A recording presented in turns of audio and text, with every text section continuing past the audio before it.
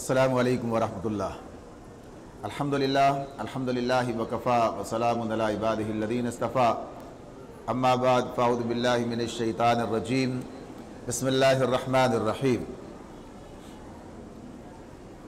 سورہ توبہ کی آیت 113 سے آج ترجمے کا آغاز ہوتا ہے۔ فرمایا اللہ رب العالمین نے نبی کو اور ان لوگوں کو جو ایمان لائے ہیں زیبا نہیں، یعنی مناسب نہیں، درست نہیں کہ مشرکوں کے لیے مغفرت کی دعا کریں، خواہ وہ ان کے رشتہ دار ہی کیوں نہ ہوں، جبکہ ان پر یہ بات کھل چکی ہے کہ وہ جہنم کے مستحق ہیں۔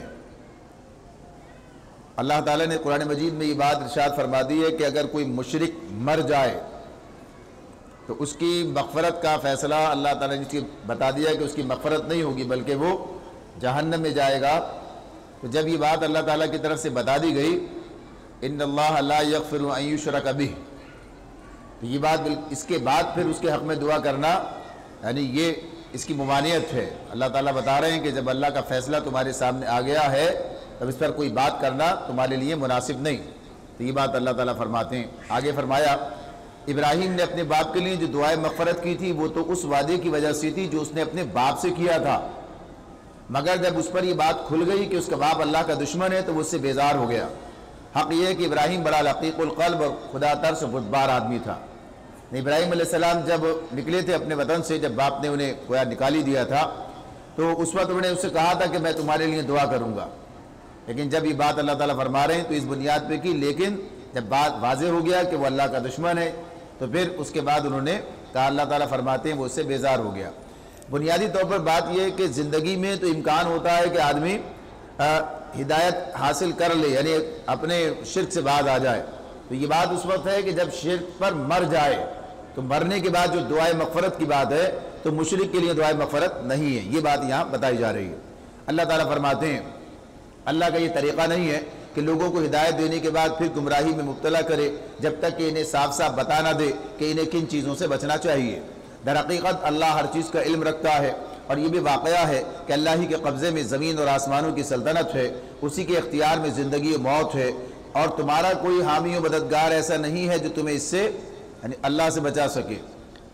اللہ نے معاف کر دیا نبی کو اور مہاجرین و انصار کو جنہوں نے بڑی تنگی کے وقت میں نبی کا ساتھ دیا، اگرچہ ان میں سے کچھ لوگوں کے دل کجی کی طرف مائل ہو چلے تھے، مگر جب انہوں نے اس کجی کا اتباع نہ کیا بلکہ نبی کا ساتھ دیا تو اللہ نے انہیں معاف کر دیا۔ بے شک اس کا معاملہ ان لوگوں کے ساتھ شفقت و مہربانی کا ہے، اور ان تینوں کو بھی اس نے معاف کر دیا جن کے معاملے کو ملتوی کر دیا گیا تھا۔ جب زمین اپنی ساری وسعت کے باوجود ان پر تنگ ہو گئی اور ان کی اپنی جانیں بھی ان پر بار ہونے لگی، اور انہوں نے جان لیا کہ اللہ سے بچنے کے لیے کوئی جائے پناہ خود اللہ ہی کے دامن رحمت کے سوا نہیں ہے، تو اللہ اپنی مہربانی سے ان کی طرف پلٹا تاکہ وہ اس کی طرف پلٹ آئیں۔ یقیناً وہ بڑا معاف کرنے والا اور رحیم ہے۔ یہ بات اس سے پہلے ہوئی تھی کہ ایک تو وہاں پر پیچھے ہم پڑھ کر آئے تھے 6 افراد کی بات جو تھی، جس میں بتا دیا گیا تھا کہ انہوں نے خود اپنے آپ کو سزا دے لی، لیکن 3 افراد یہ دوسرے سامنے آتے ہیں، کعب بن مالک رضی اللہ تعالیٰ عنہ، بلال بن امیہ اور مرارہ بن ربیع رضی اللہ تعالیٰ عنہم۔ یہ تینوں، ان کا معاملہ بھی یہ تھا کہ یہ بھی سچے مومن تھے، وہ بھی سچے مومن تھے اور یہ بھی، تو ان کا معاملہ جو ہے یہ اپنی جگہ واضح تھا کہ تساہل ہوا ہے، غفلت ہوئی ہے، اور یہ تینوں کا معاملہ یہ تھا کہ اس سے پہلے اپنے اخلاص کا 12 ثبوت دے چکے تھے، قربانیاں دے چکے تھے، مگر ان خدمات کے باوجود جو سستی غزوہ تبوک کے موقع پر ہوئی، جبکہ تمام قابل جنگ اہل ایمان کو جنگ کے لیے نکل آنے کا حکم دیا گیا تھا، ان حضرات نے جو غفلت ہوئی، سستی دکھائی، اس پر اللہ کی طرف سے سخت گرفت کی گئی ہے۔ نبی کرم صلی اللہ علیہ وسلم جب واپس تشریف لائے اور لا کر پھر انہوں نے وہاں پر بیٹھے اور لوگوں کے سامنے ان کے لوگوں آئے، ان کے اپنے اپنے عذرات پیش کرتے رہے، تو یہ تینوں حضرات انہوں نے اپنے غلطی کو تسلیم کیا، کوئی عذر پیش نہیں کیا اور تسلیم کیا کہ ہماری غلطی ہے۔ خود یہ کعب بن مالک رضی اللہ تعالیٰ عنہ کہتے ہیں کہ میں جتنا خوشحال اس زمانے میں تھا اس سے پہلے نہیں تھا، اور سارا معاملہ غفلت کا ہی ہوا، اور لوگ تیاریاں کر رہے تھے اور میں سوچتا تھا کہ بس کر لوں گا، میرے پاس تو سارا سامان تیار ہے، اور اس کے بعد پھر کسی غفلت کے اندر رفتہ رفتہ وقت قریب آ گیا اور یہاں تک کہ جانے کا وقت آ گیا، تب بھی انہوں نے سوچا کہ ہاں میرے پاس تو بڑی تیز رفتار یہ اونٹنی ہے اور میں جلدی جا کے انہیں جو ہے ان کے ساتھ مل جاؤں گا. اور بہرحال یہی اس میں جو ہے وہ وقت نکل گیا اور ابھی جا نہ سکے اور پھر پیچھے رہ گئے. اب پیچھے جب گھومتے دیکھتے تو یا تو معذورین نظر آتے یا منافقین نظر آتے, تو بڑے پریشان ہوئے. بہت ان کا معاملہ جو ہے اس وقت جو ہے اپنے یعنی اس غفلت پر ندامت کا رہا. لیکن اس کے باوجود جب نبی کرم صلی اللہ علیہ وسلم مدینے واپس تشریف لے آئے اور آ کر آپ مسجد میں تشریف فرما ہوئے اور لوگوں نے ملاقات کے لیے پہنچے اور حضرات منافقین نے جھوٹے گھڑے, تو انہوں نے آ کر واضح طور پر اپنی غلطی کو تسلیم کیا. اب ایک تو معاملہ یہ تھا کہ غلطی کو تسلیم کرنے کے بعد معافی دے دی جائے, یعنی معاملہ ہے, جبکہ یہ حضرات پہلے سے مخلصین میں شمار ہوتے تھے, ان میں سے ایسے بھی جو اصحاب بدر تھے. لیکن اس کے باوجود یہ صورتحال سامنے آتی ہے کہ لوگوں کے سامنے یہ بات آ جائے, خود ان کو بھی اس بات کا اندازہ ہو جائے کہ یہ معاملہ کتنا سنگین ہے کہ جب دین کا تقاضا ہو, جب دین کی بقا کا معاملہ ہو, جب یہ معاملہ اس طرح سے کسوٹی بن کر سامنے آ جائے, کون حق کا ساتھ دے رہا ہے کون پیچھے رہتا ہے, جب گویا کہیے کہ دین کی سربلندی کے لیے جانے لگانے کا وقت آ جائے اور اس وقت پیچھے رہ جائے, تو یہ بات کسی طرح بھی قابل قبول نہیں ہے. لہذا نبی کرم صلی اللہ علیہ وسلم نے ان کے لیے مقاطعہ کی سزا مقرر کر دی کہ کوئی ان سے ہم بات چیت نہیں کرے گا, کوئی ان سے کلام نہیں کرے گا, کوئی سلام کلام کچھ نہیں ہے. اور یہ حضرات جو ہیں پھر گویا کہیے کہ اپنے اس سوسائٹی سے کاٹ کر الگ کر دیے گئے اور انہوں نے سزا کو قبول کیا, گوارا کیا. اور اسی کیفیت کے اندر یہ گزرے ہیں اور اس کی پوری رداد ان کی آتی ہے کس مشکل میں انہوں نے یہ وقت گزارا ہے. 50 روز کے بعد, یعنی 50 روز اس طرح سے اس حال کے اندر گزرے ہیں. اللہ تعالیٰ نے خود ہی بات بتائی ہے کہ ان کی جانیں اپنے اوپر باہر ہو گئیں, کوئی بات نہیں کر رہا, کوئی کلام نہیں کر رہا, کوئی جو ہے بات سننے کے لیے تیار نہیں ہے. آخری وقت یہ بھی ہوا, آخری جب مرحلہ آیا تو اس میں یہ بات کہہ دی گئی بیویوں سے بھی الگ ہو جاؤ, یعنی یہ بھی بات آ گئی سامنے. تو ایسی صورتحال کے اندر ایک تو آدمی کے اندر رد عمل پیدا ہوتا ہے, ہمیشہ ہم نے تو ساتھ دیا, ہمیشہ ہم آگے بڑھ کے رہے, اور اگر یہ اس وقت یہ غلطی ہو گئی تو ہمارے ساتھ یہ معاملہ کیا جا رہا ہے. لیکن ایسا نہیں ہوا. یہ بات یعنی مخلصین کا معاملہ کیا ہے, انہوں نے ظاہر ہے معاملہ کس کا, اللہ اس کے رسول کا ہے, لہٰذا اس سزا کو برداشت کیا, گوارا کیا, اور قطعاً کوئی اس میں رد عمل کا معاملہ سامنے نہیں آتا, بلکہ اس معاملے میں ندامت ہی ندامت تھی آخری وقت تک. جب 50 روز گزر گئے تو اللہ تعالیٰ کی طرف سے معافی کا یہ حکم نازل ہوا, اور جب معافی کا حکم نازل ہوا تو سارے اہل ایمان دوڑ پڑے ان کی طرف. اور پھر جس طرح سے گویا کہ یہ کل جن لوگوں نے سلام کلام بند کیا تھا, اب ان کے ساتھ ظاہر تعلق تھا وہ اپنی جگہ پر تھا, لیکن چونکہ اجتماعیت کا فیصلہ تھا, یہ فیصلہ کر دیا گیا تھا کہ ایسا کرنا ہے تو پھر ایسا ہی کرنا ہے, تو اس میں نظم و ضبط کی ایک بہترین مثال جو ہے وہ سامنے آ جاتی ہے. تو بہرحال اللہ تعالیٰ نے ان تینوں کو بھی معاف کیا, اور اس سے یہ بات ہمارے سامنے آ جاتی ہے کہ یہ مراحل جب دین کا معاملہ اس کا مستقبل داؤ پہ لگا ہو تو پھر اس معاملے میں کوئی تساہل گوارا نہیں کیا جا سکتا. ایسے لوگ بھی جنہوں نے اس سے پہلے ہمیشہ قربانیاں دی مگر اس موقع پر غلطی کی تو بھی گرفت ہو گئی. تو اللہ تعالیٰ فرماتے ہیں اس معاملے میں کہ ان کے معاملے کو اللہ تعالیٰ نے ان کو بھی معاف کر دیا. یقیناً اللہ بڑا معاف کرنے والا اور رحیم ہے. اے لوگوں جو ایمان لائے ہو, اللہ سے ڈرو اور سچے لوگوں کا ساتھ دو. یا ایھا الذین آمنوا اتقوا اللہ وکونوا مع الصادقین, کونوا مع الصادقین, یہ اجتماعیت کی طرف بھی ایک اس میں احکام حکم موجود ہے کہ سچے لوگوں کے ساتھ. اسلام ہمیں یہ بات بتاتا ہے, قرآن مجید میں بار بار یہ بات آتی ہے, نبی صلی اللہ علیہ وسلم کا خود بھی ارشاد یہ موجود ہے اپنی جگہ پر کہ اللہ کے رسول نے ہمیں جماعت کے ساتھ یعنی اجتماعی زندگی بسر کرنے کا حکم دیا. جب اسلام بالادست ہوگا اور الجماعت موجود ہوگی تو سارے کے سارے اسی میں ہوں گے. لیکن اس کے باوجود بھی انفرادی کوئی معاملات ہوتے ہیں, کوئی اس طرح کا معاملہ ہوتا ہے, سفر میں چلے جاتے ہیں, کوئی اور اجتماعی معاملہ الگ ہو جاتا ہے, تو بھی اجتماعیت اختیار کرنے کا حکم دیا. یعنی اگر 3 آدمی سفر پہ جائیں تو ان کے لیے لازم ہے کہ ایک کو امیر بنا لیں, یعنی اجتماعیت کے ساتھ زندگی بسر کرنے کا حکم دیا. لیکن یہ اجتماعیت مجرد اجتماعیت مطلوب نہیں ہے, کوئی بھی اجتماعیت ہو سب مل کے جو ہے کام کر رہے ہیں, ایسا نہیں ہے. بلکہ اجتماعیت کون سی مطلوب ہے, جو دین کے مطابق ہو, حق کے مطابق ہو, سچ کے مطابق ہو. تو یہاں اللہ تعالیٰ کیا کہتے ہیں, یا ایھا الذین آمنوا اتقوا اللہ وکونوا مع الصادقین, سچے لوگوں کے ساتھ مل جاؤ. یعنی معاملہ جو ہے ان کے ساتھ مل کر جو ہے اپنی ذمہ داری دین کی جو اللہ نے تمہارے سپرد کی ادا کرو. فرمایا مدینے کے باشندے اور گرد و نواح کے بدویوں کو ہرگز یہ زیبا نہ تھا کہ اللہ کے رسول کو چھوڑ کر گھر بیٹھے رہتے اور اس کی طرف سے بے پرواہ ہو کر اپنے نفس کی فکر میں لگ جاتے، اس لیے کہ ایسا کبھی نہ ہوگا کہ اللہ کی راہ میں بھوک پیاس اور جسمانی مشقت کی کوئی تکلیف وہ جھیلے، اور منکرین حق کو جو راہ ناگوار ہے اس پر کوئی قدم وہ اٹھائیں، اور کسی دشمن سے عداوت حق کا انتقام وہ لیں، اور اس کے بدلے ان کے حق میں ایک عمل صالح نہ لکھ لیا جائے۔ یعنی یہ راستہ جو ہے یہ تو اجر کا راستہ ہے، یہ تو اللہ تعالیٰ کے پاس مرتبے بلند کرانے کا راستہ ہے۔ تو اللہ تعالیٰ فرماتے ہیں یقیناً اللہ کے ہاں محسنوں کا حق الخدمت مارا نہیں جاتا۔ جو لوگ اس راستے میں آگے بڑھتے ہیں اللہ انہیں اجر دیتا ہے۔ فرمایا اسی طرح یہ بھی کبھی نہ ہوگا کہ وہ اللہ کے راستے میں تھوڑا یا بہت کوئی خرچ اٹھائیں اور صحیح جہاد میں کوئی وادی وہ پار کریں اور ان کے حق میں اسے لکھ نہ لیا جائے تاکہ اللہ ان کے اس اچھے کارنامے کا صلہ انہیں عطا کرے۔ دنیا میں تو پتہ نہیں چلتا اس طرح سے، جب آدمی اس راستے میں کوششیں کرتا ہے، جان لڑاتا ہے، وقت دیتا ہے، صلاحیتیں صرف کرتا ہے، تکلیفیں سہتا ہے، یہ تو جا کے پتہ چلے گا کہ اللہ نے اس کا کتنا بڑا بدلہ رکھا ہے۔ یعنی اخلاص کے ساتھ جب آدمی اس راستے پر چلتا ہے، قربانیاں دیتا ہے، تو یہ جو کام ہے یہ ایسا نہیں ہے کہ یہ بس ایسے ہی وقت جو ہے گزر رہا ہے، بڑا قیمتی معاملہ ہے یہ اللہ کی بڑی توفیق ہے، یہ اللہ کا بڑا احسان ہے یہ کہ اس نے ہمیں اپنے کام کے ساتھ، اپنے دین کے ساتھ، اپنی کتاب کے ساتھ، اپنے جو مقصد اس نے ہمیں دیا اس کے ساتھ وابستہ کر کے اس کام کے لیے ہمیں لگا دیا۔ تو یہ سارا اس کا بدلہ، اس کا اجر جو ہے وہ تو وہیں جا کے پتہ چلے گا۔ اللہ رب العالمین اخلاص نیت اور اخلاص عمل عطا فرمائے۔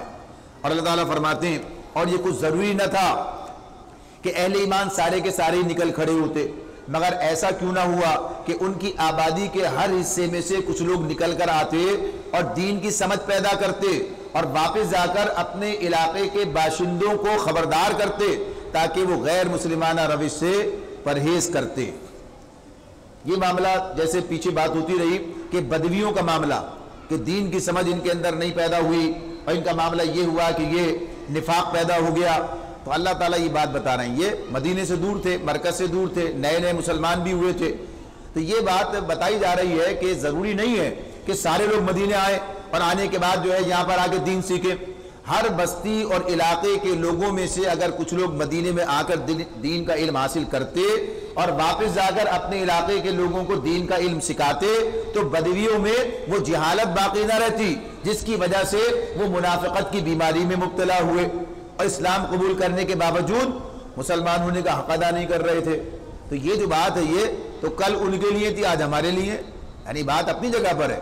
آج ہمارے خاندان کے خاندان، برادریوں کی برادریاں، یعنی سارے لوگ جو ہیں پتہ چلتا ہے کہ ہر کام کریں گے، ہر شعبے میں جائیں گے، نہیں آئیں گے تو دین کے شعبے میں نہیں آئیں گے۔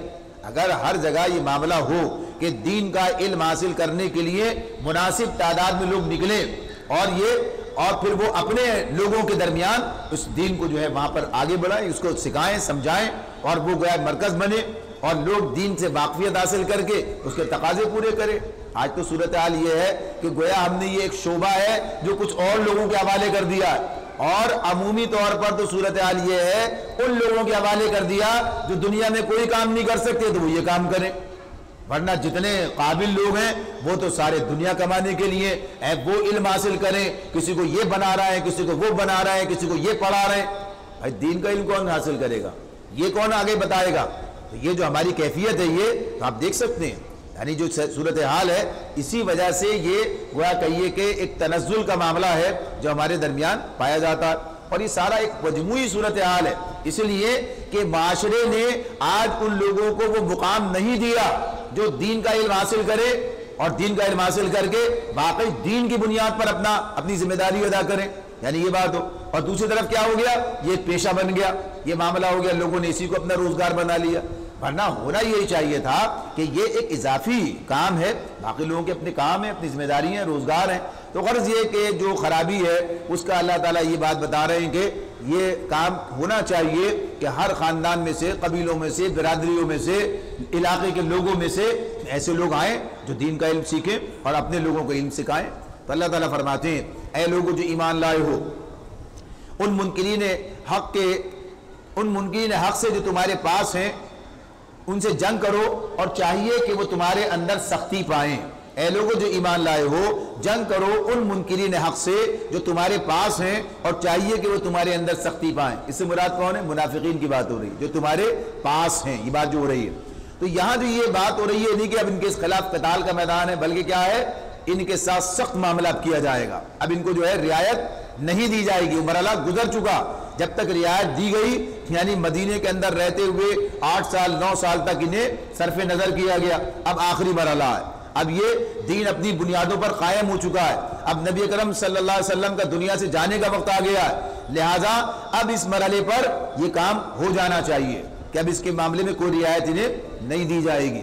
تو اس اعتبار سے اللہ تعالیٰ بتا رہے ہیں، فرمایا اور جان لو کہ اللہ متقیوں کے ساتھ ہے۔ جب کوئی نئی صورت نازل ہوتی ہے تو ان میں سے بعض لوگ مذاق کے طور پر مسلمانوں سے پوچھتے ہیں کہ کہو تم میں سے کس کس کے ایمان میں اضافہ ہوا؟ یعنی قرآن اترتا ہے تو کہا تھا، یہ سورہ انفال کے آغاز میں یہ بات آئی تھی کہ جب ان کے سامنے قرآن پڑھا جاتا ہے تو ان کے ایمان بڑھ جاتے ہیں، تو مذاق اڑا رہے ہیں۔ تو کہتے ہیں بھائی کس کے ایمان میں سورت کے اس سے جو ہے اس کے اضافہ ہوا اس کے نازل ہونے پر؟ اللہ تعالیٰ فرما رہے ہیں جو لوگ ایمان لائے ہیں ان کے ایمان میں تو واقعی ہر نازل ہونے والی سورت نے اضافہ ہی کیا ہے، اور وہ اس سے دلشاد ہیں۔ البتہ جن کے لوگوں کے دلوں کو نفاق کا روگ لگا ہوا تھا، ان کی سابق نجاست پر ہر نئی صورت نے ایک اور نجاست کا اضافہ کر دیا۔ قرآن نازل ہو رہا ہے تو ایمان میں اضافہ ہو رہا ہے، ایک صورت پہ ایمان تھا اب 2 پر ایمان ہو گیا، اب یہ اور آگے احکامات آ رہے ہیں، عمل کر رہے ہیں، بات آگے بڑھ رہی ہے، اور یہ کیا یہ پیچھے ہٹ رہے، انکار کر رہے، مخالفت کر رہے، اور بڑھ رہی ان کی، تو نجاست میں اضافہ ہو رہا ہے۔ اللہ تعالیٰ فرماتے ہیں اور وہ مرتے دم تک کفری میں مبتلا رہے۔ منافقین کی بات فرمایا کہ یہ لوگ دیکھتے نہیں ہیں کہ ہر سال 1-2 مرتبہ یہ آزمائش میں ڈالے جاتے ہیں، یعنی کوئی نہ کوئی مارکہ آ جاتا ہے، کوئی مرحلہ آ جاتا ہے جس کے نتیجے میں ان کا نفاق کھل کر سامنے آ جاتا ہے۔ یعنی جو بھی جب کسوٹی آ گئی، اب پتہ چلا ابھی فتح مکہ کا موقع آ گیا تھا، غزوہ مکہ وہاں گئے تھے، اس کے بعد غزوہ حنین آ گئی، اب اس کے بعد یہ جو ہے اس کا وقت آ گیا، تبوک کا معاملہ آ گیا، ہر کچھ دن کے بعد کوئی بات آ رہی ہے، تو یہ گویا ان کے لیے صورتحال تھی۔ تو اللہ تعالیٰ فرما رہے ہیں مگر اس پر بھی نہ توبہ کرتے ہیں نہ کوئی سبق سیکھتے ہیں۔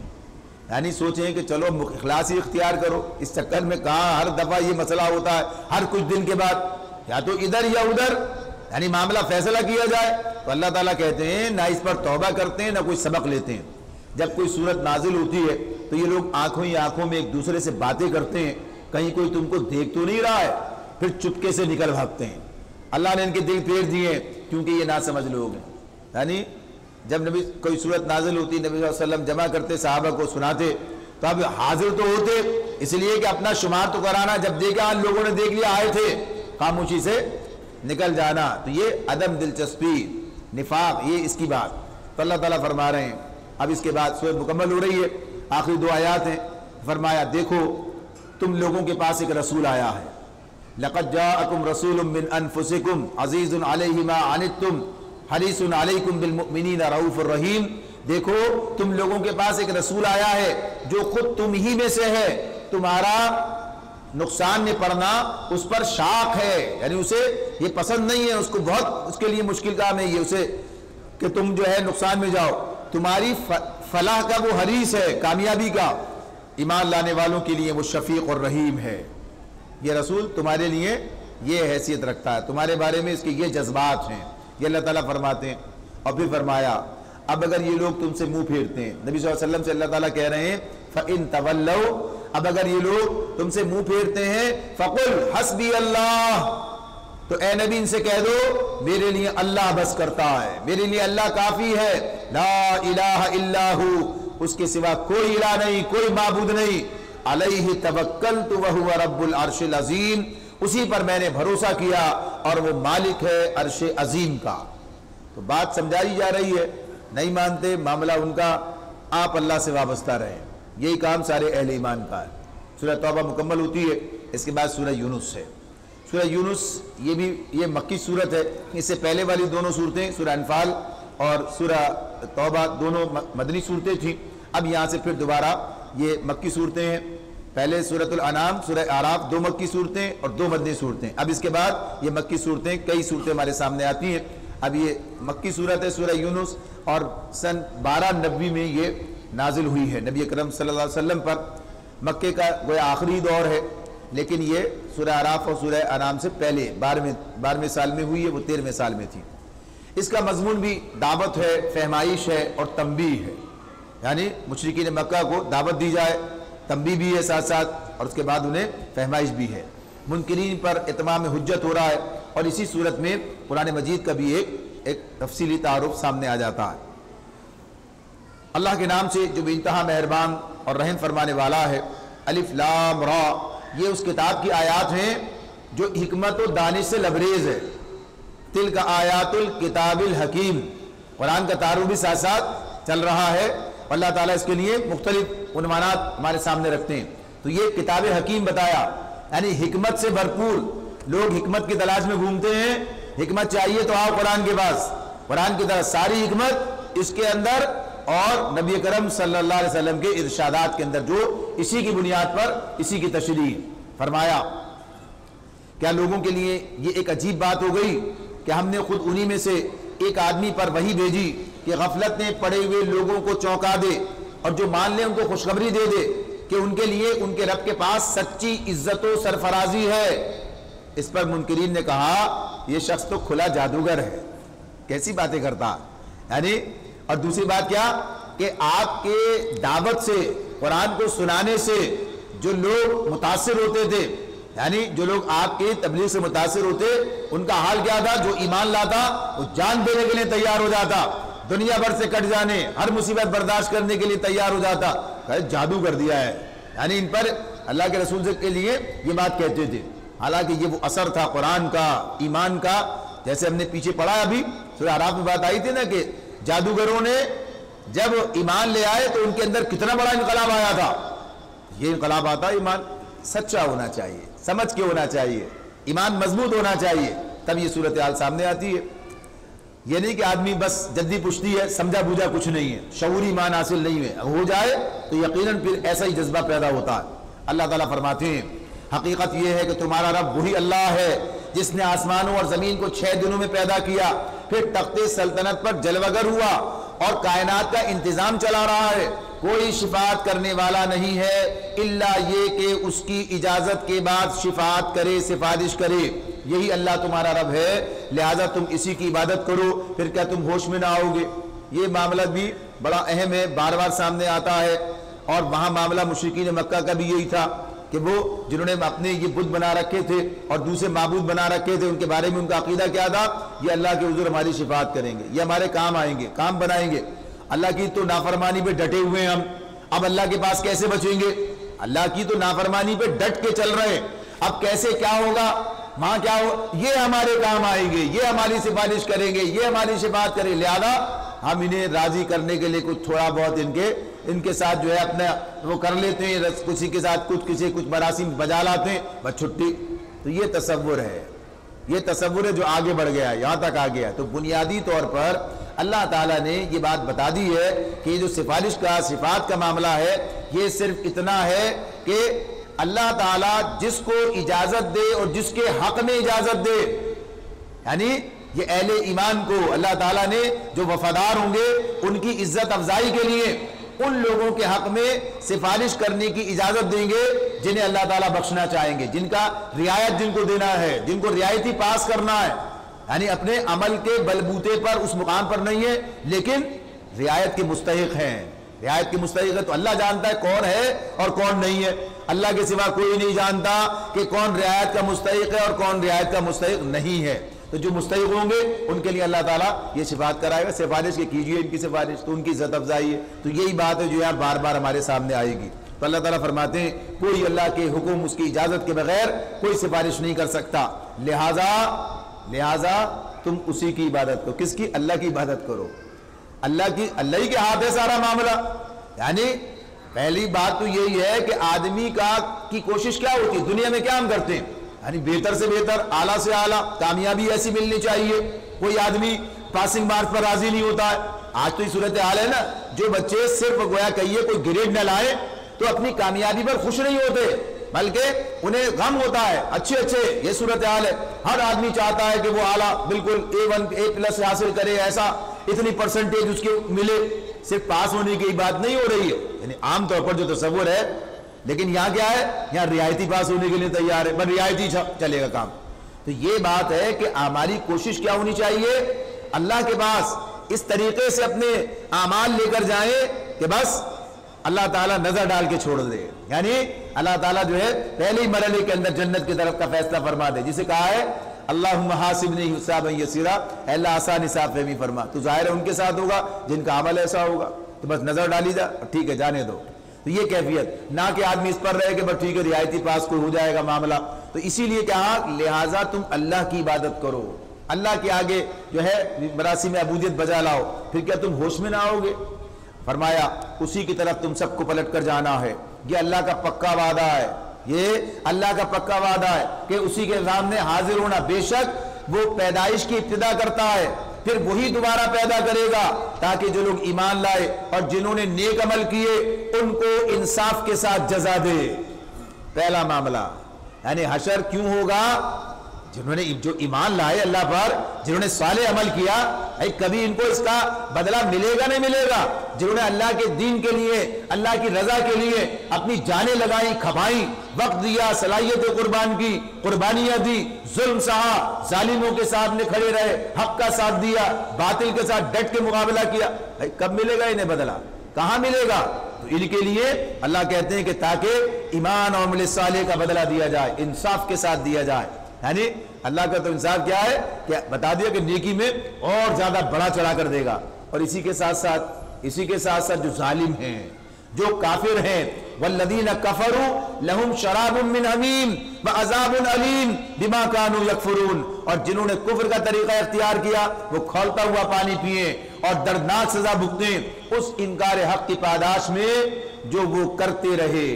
तो जो हक व बातिल की कशमकश है ये कोई बेकार नहीं है, इसमें एक कामयाब है दूसरा नाकाम है, एक जन्नत की तरफ जा रहा है दूसरा जहन्नम की तरफ जा रहा है, तो दोनों को सुनाया जा रहा है कि कोई वक्त तो ऐसा आएगा जब जालिम को जुल्म का और मजलूम को जुल्म के मुकाबला करने का, सहने का, कुर्बानी देने का उसका बदला दिया जाए। तो ये यौम हशर है। तो बता दिया, फरमाया वही है अल्लाह, वही है जिसने सूरज को उजियाला बनाया और चांद को चमक दी और चांद के घटने बढ़ने की मंजिलें ठीक ठीक मुकर्रर कर दी ताकि तुम इससे बरसों और तारीखों के हिसाब मालूम करो। ये पहले भी गुजरा सूरह बकरा में, यसअलूनका अनिल अहिल्ला, पूछते हैं चांद की घटती बढ़ती सूरतें क्या है, कुल हिया मवाक़ीतु लिन्नासि वल हज, आप इन्हें बता दीजिए ये औकात के मालूम करने का और हज के महीने मालूम करने का तरीका। तो अल्लाह का ये निज़ाम, ये किसने लगाई घड़ी, उसने लगाई है, देखते ही पता चलेगा, बाहर निकलेंगे तो कौन सा वक्त आ गया है। तो अल्लाह ताला फरमा रहे हैं अल्लाह ने ये सब कुछ बरहक पैदा किया है, वो अपनी निशानियों को खोल खोल कर पेश कर रहा है उन लोगों के लिए जो इल्म रखते हैं, जो इल्म रखते हैं, समझते हैं, गौर करते हैं। फरमाया यकीनन रात और दिन के उलट फेर में और हर उस चीज में जो अल्लाह ने जमीन और आसमानों में पैदा की है निशानियां हैं उन लोगों के लिए जो गलत बीनी और गलत रवि से बचना चाहते हैं।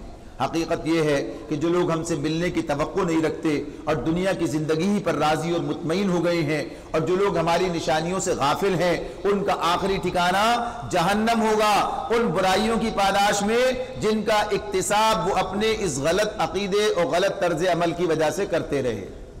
और ये भी हकीकत है कि जो लोग ईमान लाए, जो लोग ईमान लाए और नेक अमाल करते रहे उन्हें उनका रब उनके ईमान की वजह से सीधी राह चलाएगा। नेमत भरी जन्नतों में उनके नीचे नहरें बहेंगी, वहां उनकी सदा ये होगी पाक है तू ऐ अल्लाह। उनकी दुआ ये होगी कि सलामती हो और उनकी हर बात का खात्मा इस पर होगा। सारी तारीफ अल्लाह रब्बुल आलमीन के लिए है। क्या दावाहुम फीहा सुब्हानक अल्लाहुम्मा व तहियतुहुम फीहा सलाम व आखिरु दावाहुम अल्हम्दुलिल्लाहि रब्बिल आलमीन। ये जो हम कहते हैं इसी बुनियाद पर कहते हैं। सारी तारीफ आखिर में ये बस सारी तारीफ अल्लाह रब्बुल आलमीन के लिए। फरमाया अगर कहीं अल्लाह लोगों के साथ बुरा मामला करने में भी उतनी जल्दी करता जितना वो दुनिया की भलाई मांगने में जल्दी करते हैं लोग, तो फरमाया तो उनकी मोहलत अमल कभी की खत्म कर दी गई होती। मगर अल्लाह का ये तरीका नहीं है, इसलिए अल्लाह ताला फरमाते हैं इसलिए हम उन लोगों को जो हमसे मिलने की तवक्को नहीं रखते उनकी सरकशी में भटकने के लिए छूट दे देते हैं। इंसान का हाल ये है कि जब इस पर कोई सख्त वक्त आता है तो खड़े और बैठे और लेटे हमको पुकारता है, مگر جب ہم اس کی مصیبت ٹال دیتے ہیں تو ایسا چل نکلتا ہے گویا اس نے کبھی اپنے کسی برے وقت پر ہم کو پکارا ہی نہ تھا۔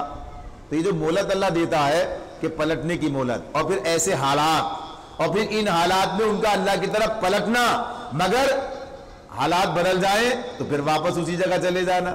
تو یہ صورتحال ہوتی ہے مشکل میں۔ اب بھی نظر آئے گا کوئی مشکل آ گئی، کوئی مسئلہ پیدا ہو گیا، بس اب نمازیں بھی شروع ہو گئی، اللہ کو بھی یاد کر رہے ہیں، سب کچھ ہو رہا ہے، یہ ورد کر لو فلاں چیز کا، اور جب معاملہ اللہ نے حل کر دیا پتہ چلا کہاں گئے کدھر گئے، یعنی پھر وہ فرما برداری اطاعت، یہ تو لازم ہے اس پوری زندگی کے لیے۔ تو اللہ تعالیٰ یہ تو ان کے بارے میں بتا رہے ہیں، ان کا یہ حال تھا۔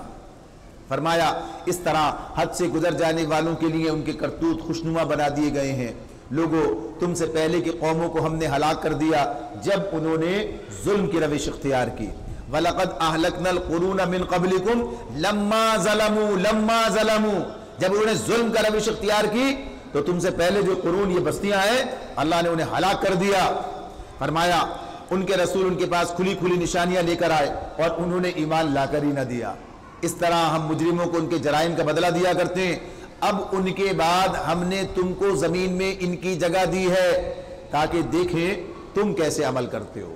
تو یہ اس وقت ان کے لیے تھا، آج ہمارے لیے کہ ہم کیسے عمل کرتے ہیں، اللہ کی فرما برداری اختیار کرتے ہیں، اللہ تعالیٰ کے احکامات پر عمل پیرا ہوتے ہیں، اپنی ذمہ داری کو سمجھ کے ادا کرتے ہیں، یا ہم بھی بس کان نہیں دھرتے، سننے کے لیے تیار نہیں ہیں، جانوروں کی طرح جینا، کھانا، پینا، نسل کو جو ہے بڑھانا اور مر جانا، اس کے لیے دنیا میں بھیجا ہے۔ تو یہ قرآن یہی بتا رہا ہے۔ اللہ تعالیٰ فرما رہے ہیں جب انہیں ہماری صاف صاف باتیں سنائی جاتی ہیں تو وہ لوگ جو ہم سے ملنے کی توقع نہیں رکھتے کہتے ہیں اس کے بجائے کوئی اور قرآن لاؤ یا اس میں کچھ ترمیم کرو۔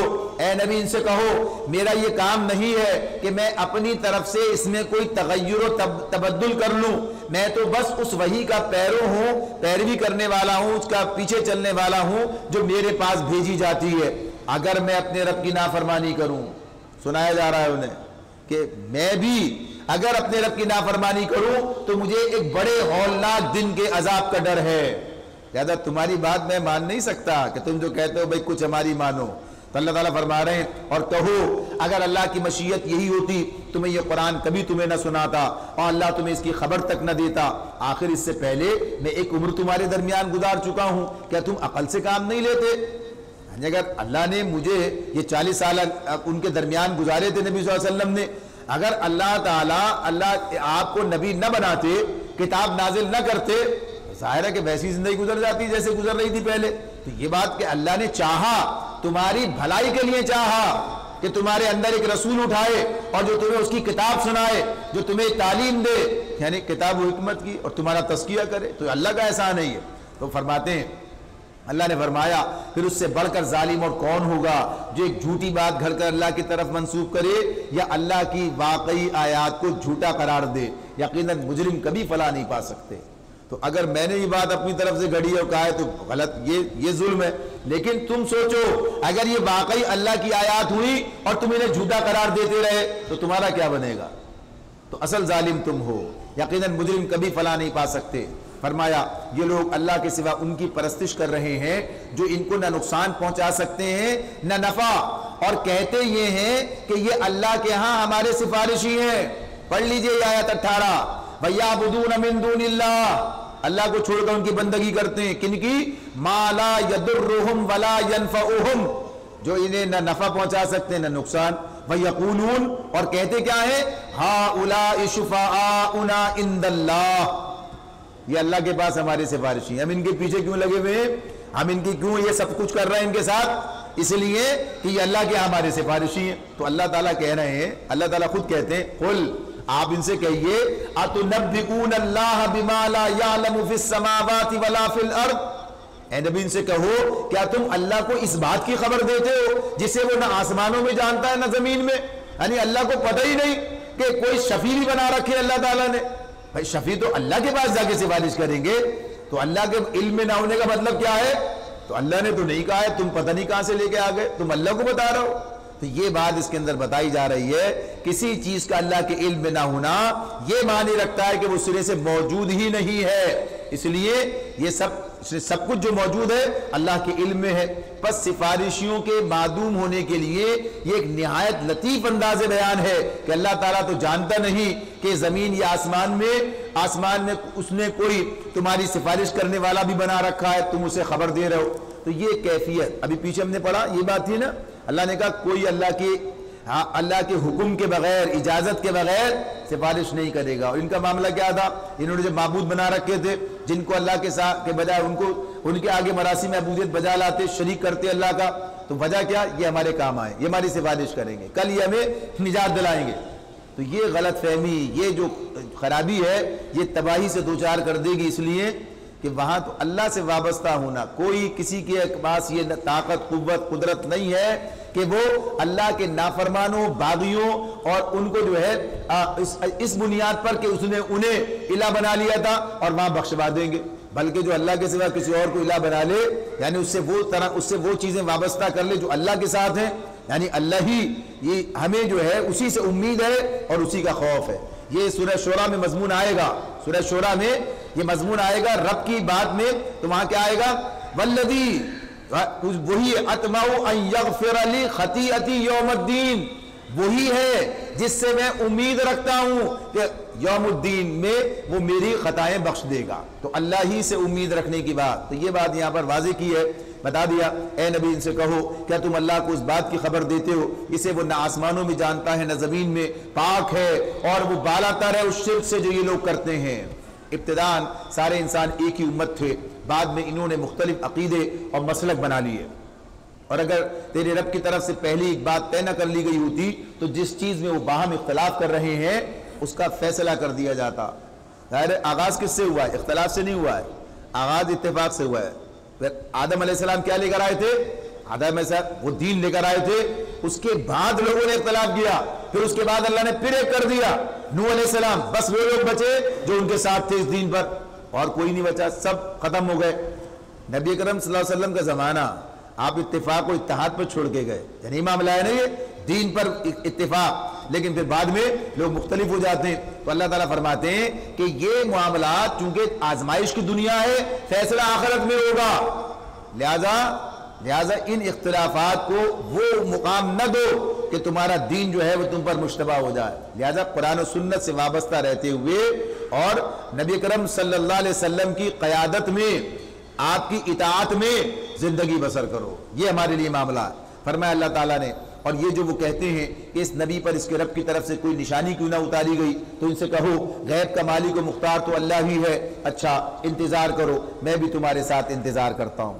لوگوں کا حال یہ ہے کہ مصیبت کے بعد جب ہم ان کو رحمت کا مزہ چکھاتے ہیں تو فوراً ہی وہ ہماری نشانیوں کے معاملے میں چال بازیاں شروع کر دیتے ہیں۔ ان سے کہو اللہ اپنی چال میں تم سے زیادہ تیز ہے، اس کے فرشتے تمہاری سب مکاریوں کو قلم بند کر رہے ہیں، وہ اللہ ہی ہے جو تم کو خشکی اور تری میں چلاتا ہے۔ چنانچہ جب تم کشتیوں میں سوار ہو کر باد موافق پر فراں و شادہ سفر کر رہے ہوتے ہو اور پھر یکایک باد مخالف کا زور ہوتا ہے اور ہر طرف سے موجوں کے تھپیڑے لگنے لگتے ہیں اور مسافر سمجھتے ہیں کہ طوفان میں گر گئے، مسافر سمجھ لیتے ہیں کہ طوفان میں گر گئے، اس وقت سب اپنے دین کو اللہ کے لیے خالص کر کے اس سے دعائیں مانگتے ہیں۔ دعوا اللہ مخلصین لہ الدین، سب اپنے دین کو اللہ کے لیے خالص کر کے اس سے دعائیں مانگتے ہیں کہ اگر تو نے ہم کو اس بلا سے نجات دے دی تو ہم شکر گزار بندے بنیں گے۔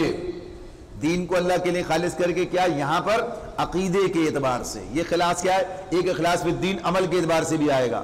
یہ کیا ہے؟ یعنی اب کوئی سب بھول گئے، بس اللہ ہی بچائے اس وقت اس مصیبت سے، اس تکلیف سے، تو کوئی یاد نہیں آتا۔ یعنی یہ وہ کیفیت ہے کہ جب آدمی اس مقام پر کہ جب موت سامنے نظر آنے لگتی ہے، تو اللہ تعالیٰ بتا رہے ہیں کہ ایسا ہوتا ہے، کسی نے نہیں کہا کہ نہیں ایسا تو کبھی نہیں ہوا۔ یہ بات اپنی جگہ بالکل اللہ تعالیٰ نے بتا دی، واضح ہے کہ جب آدمی کو موت نظر آنے لگے، جب حالات ایسے بن جائیں تو پھر سب بھول جاتا ہے، پھر اللہ ہی کو یاد کرتا ہے۔ لیکن پھر کیا ہوتا ہے؟ لَإِنْ أَنْجَيْتَنَا مِنْ هَذِهِ لَنَكُونَنَّ مِنَ الشَّاكِرِينَ، دعا مانگتے ہیں، کہتے ہیں اگر تو نے ہم کو اس بلا سے نجات دے دی تو ہم شکر گزار بندے بنیں گے۔ فَلَمَّا أَنْجَاهُمْ إِذَا هُمْ يَبْغُونَ فِي الْأَرْضِ بِغَيْرِ الْحَقِّ، مگر جب اللہ ان کو بچا لیتا ہے تو پھر وہی لوگ حق سے منحرف ہو کر زمین بغاوت کرنے لگتے ہیں۔ لوگوں، تمہاری یہ بغاوت تمہارے ہی خلاف پڑ رہی ہے۔ دنیا کی زندگی کے چند روزہ مزے ہیں، لوٹ لو، پھر ہماری طرف بھی تمہیں پلٹ کر آنا، اس وقت ہم تمہیں بتا دیں گے کہ تم کیا کچھ کرتے رہے ہو۔ یہ معاملہ صرف سمندر کا نہیں، ایک آدمی اس کے طوفان میں پھنس جائے، یہ دنیا زندگی کا عام حال بھی ہے۔ سب ٹھیک ٹھاک چل رہا ہوتا ہے، اچانک پتہ چلتا ہے کورونا آ گیا، اچانک پتہ چلتا ہے کہ حالات خراب ہو گئے، اچانک پتہ چلتا ہے کہ سارا جو ہے لاکھ کا آدمی خاک کا ہو گیا، اچانک پتہ چلتا ہے کہ صاحب فلاں بیماری آ گئی۔ یعنی کیا ہو جاتا ہے زندگی میں، کتنا بڑا انقلاب آ جاتا ہے، کیا مسائل سامنے آ جاتے ہیں، اور پھر آدمی جاتا ہے اللہ کی طرف۔ تو یہ بات عام ہر آدمی کی زندگی میں سوچے اور غور کرے کب کب ایسے مرحلے آئے۔ تو اللہ تعالیٰ فرماتے ہیں کہ دنیا کی یہ زندگی جس کے نشے میں مست ہو کر تم ہماری نشانیوں سے غفلت برت رہے ہو، اس کی مثال ایسی ہے جیسے آسمان سے پانی، ہم نے پانی برسایا تو زمین کی پیداوار جسے آدمی اور جانور سب کھاتے ہیں خوب گھنی ہو گئی۔ پھر عین اس وقت جب کہ زمین اپنی بہار پر تھی اور کھیتیاں بنی سوری کھڑی تھی اور ان کے مالک سمجھ رہے تھے کہ اب ہم ان سے فائدہ اٹھانے پر قادر ہیں، یکایک رات کو یا دن کو ہمارا حکم آ گیا اور ہم نے اسے ایسا غارت کر کے رکھ دیا گویا کل وہاں کچھ تھا ہی نہیں، گویا کل وہاں کچھ تھا ہی نہیں۔ اس طرح ہم نشانیاں کھول کھول کر پیش کرتے ہیں ان لوگوں کے لیے جو سوچنے سمجھنے والے ہیں۔ یعنی زندگی کبھی بھی انقلاب سے دوچار ہو سکتی ہے اور یہ سب کچھ ہوتا ہے، یعنی ایسے حادثات ہوتے ہیں۔ فرمایا اللہ تعالیٰ نے تم اس ناپائیدار زندگی کے فریب میں مبتلا ہو رہے ہو، یعنی اس زندگی ختم کبھی بھی کچھ بھی ہو سکتا، آدمی کی موت آ جائے گی، مر جائے گا، یعنی کسی کو پتا ہے ساری تیاریاں سب کچھ، اب پتا چلا چل دیے۔ تو فرمایا تم اس ناپائیدار زندگی کے فریب میں مبتلا ہو رہے ہو، اللہ تمہیں دار السلام کی طرف دعوت دے رہا ہے۔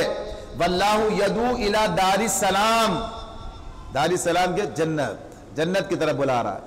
تو بھائی جنت کی طرف پیش قدمی دنیا میں کرنی ہے، دنیا میں اس راستے پہ چلو جو جنت تک ہمیں پہنچائے گا۔ تو اللہ ہمیں دعوت، ذرا دیکھیے کیا ہم کیا مقام، کیا اللہ کا احسان ہم پر۔ اللہ واللہ یدعو الی دار السلام، کوئی اور نہیں۔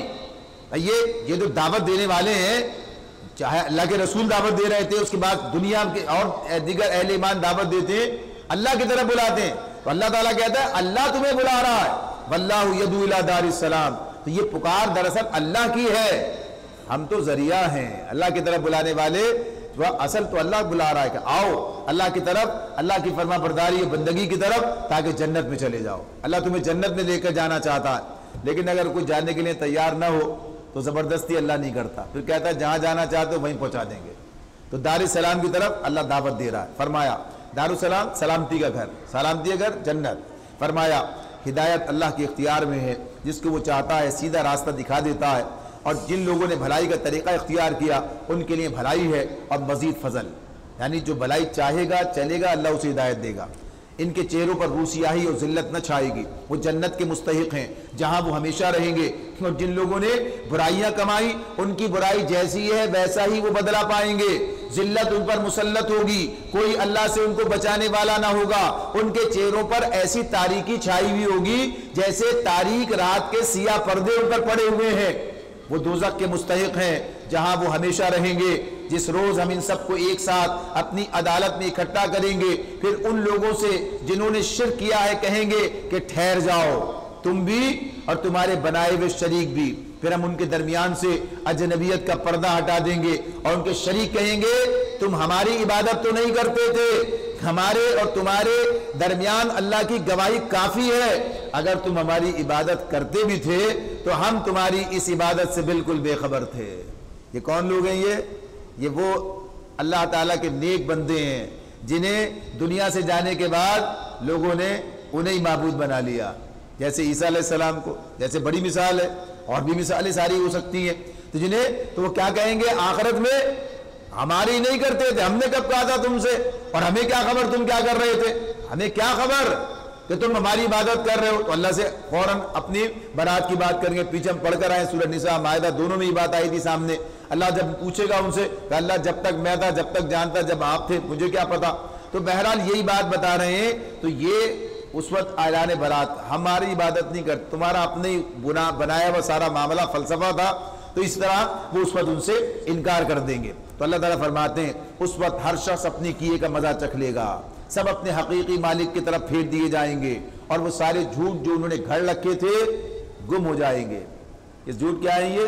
یہ جو بڑی بڑی کہانیاں ان کے پیچھے لگا کے بتا کے ایسا ایسا ایسا جس کی کوئی بنیاد نہیں ہے، یعنی یہ تو سب ان لوگوں کا کام ہے کہ جنہوں نے اپنے کاروبار کو چلانے کے لیے، لوگوں کو اپنے گرد جمع رکھنے کے لیے یہ سارے کام کیے ہوں گے۔ تو اللہ تعالیٰ فرماتے ہیں ان سے پوچھو کون تم کو آسمان اور زمین سے رزق دیتا ہے؟ آسمان اور زمین سے رزق کا مطلب کیا ہے؟ ظاہر سی بات ہے کہ آسمان سے بارش برستی ہے، آسمان سے حرارت آتی ہے، زمین سے رویدگی ہوتی ہے، زمین ساری فصلیں اگاتی ہے، یہ کام کس کا ہے؟ مشرکین بھی کہتے ہیں اللہ کا ہے، یعنی مشرکین بھی یہ سب تسلیم کرتے ہیں۔ تو اللہ تعالیٰ کہتے ہیں ان سے پوچھو کون تم کو آسمان اور زمین سے رزق دیتا ہے؟ یہ سماعت اور بینائی کی قوتیں کس کے اختیار میں ہیں؟ کون بے جان میں سے جاندار کو اور جاندار میں سے بے جان کو نکالتا ہے؟ کون اس نظم عالم کی تدبیر کر رہا ہے؟ وہ ضرور کہیں گے کہ اللہ، ضرور کہیں گے کہ اللہ، اس لیے کہ کسی کے مجال نہیں کہ کچھ اور ہے۔ مشرک شرک کر رہے تھے لیکن حقیقت معلوم تھی کہ آسمان زمین سب اللہ نے بنائے، کوئی نہیں کہے فلاں بزرگ نے، فلاں اس نے، اور یہ پیداوار کا معاملہ آسمان بارش وہ برسا رہا ہے، یہ سب تسلیم کریں گے اللہ۔ تو اللہ تعالیٰ فرماتے ہیں وہ ضرور کہیں گے کہ اللہ، کہو پھر تم حقیقت کے خلاف چلنے سے پرہیز نہیں کرتے؟ جب تمہیں یہ بات معلوم ہے تب تو یہی اللہ تمہارا حقیقی رب ہے، پھر حق کے بعد گمراہی کے سوا اور کیا باقی رہ گیا؟ آخر یہ تم کدھر پھرائے جا رہے ہو؟ دیکھو اس طرح نافرمانی اختیار کرنے والوں پر تمہارے رب کی بات صادق آ گئی کہ وہ مان کر نہ دیں گے۔ ان سے پوچھو تمہارے ٹھہرائے ہوئے شریکوں میں سے کوئی ہے جو تخلیق کی ابتدا بھی کرتا ہو پھر اس کا اعادہ بھی کرے؟ یہ ایسی دلیل ہے، یعنی ساری کائنات، اس کو سب کو جو بھی جتنی مخلوقات، سب مخلوق ایک اللہ خالق، تو کوئی پیدا نہیں کرتا ہے۔ سورہ ابھی آ جا رہی ہے، کیا وہاں کہا کہ ایک مکھی بھی پیدا نہیں کر سکتے؟ تو اللہ تعالیٰ فرماتے ہیں پیدا کرنا تو بات کی بات ہے، تو پیدا ہی نہیں کر سکتے، پھر اعادہ دوبارہ آخرت میں پھر پیدا کرنا، تو آج بھی اللہ نے پیدا کیا، کل بھی حشر میں اللہ تعالیٰ پیدا کرے گا۔ فرمایا کہو وہ صرف اللہ ہے جو تخلیق کی ابتدا بھی کرتا ہے اور اس کا اعادہ بھی بار دیگر پیدا کرے گا۔ پھر تم یہ کس الٹی راہ پر چلائے جا رہے ہو؟ ان سے پوچھو تمہارے ٹھہرائے ہوئے شریکوں میں کوئی ایسا بھی ہے جو حق کی طرف رہنمائی کرتا ہو؟ یہ جو کتاب اللہ نے نازل کی ہے، کوئی ہے کتاب، کوئی ہے نظام، کوئی ایسی بات جو اس کے مطابق کہو وہ صرف اللہ ہے جو حق کی طرف رہنمائی کرتا ہے۔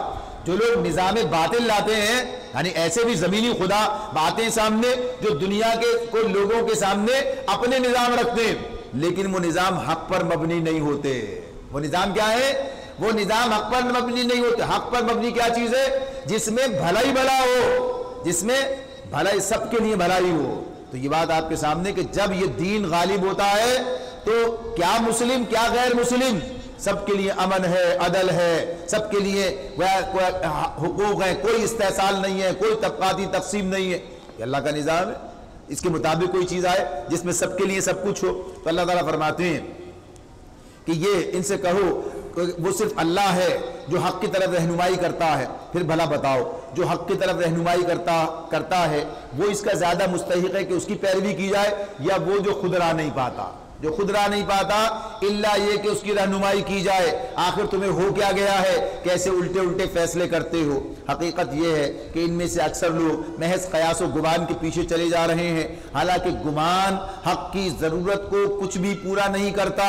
جو کچھ یہ کر رہے ہیں اللہ اس کو خوب جانتا ہے۔ دیکھیں علم اصل کیا ہے؟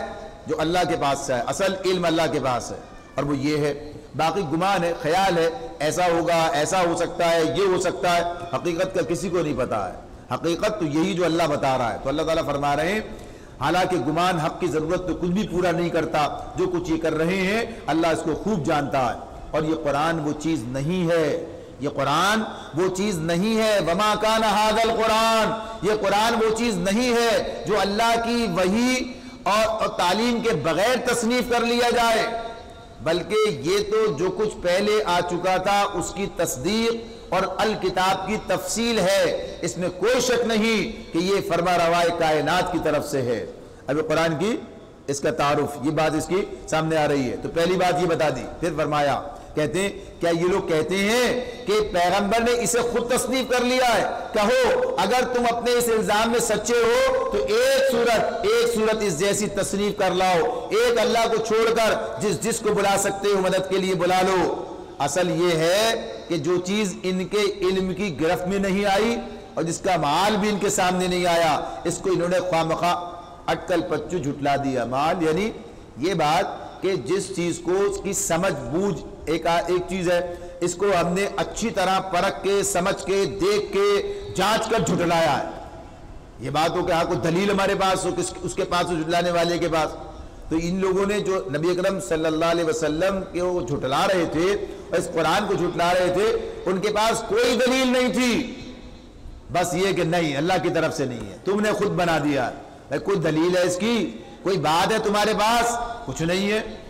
یہ وہ بتا رہا ہے جو باپ دادا کے سے چلا نہیں آ رہا ہے، تو یہی بات کوئی دلیل نہیں ہے۔ تو دلیل کے ساتھ کسی چیز کو رد کرنا، تو اللہ تعالیٰ فرما رہے ہیں انہوں نے بس ایسے ہی جھٹلا دیا۔ اب جب جھٹلا دیا تو بس اسی پر ہٹ کے جمے ہوئے۔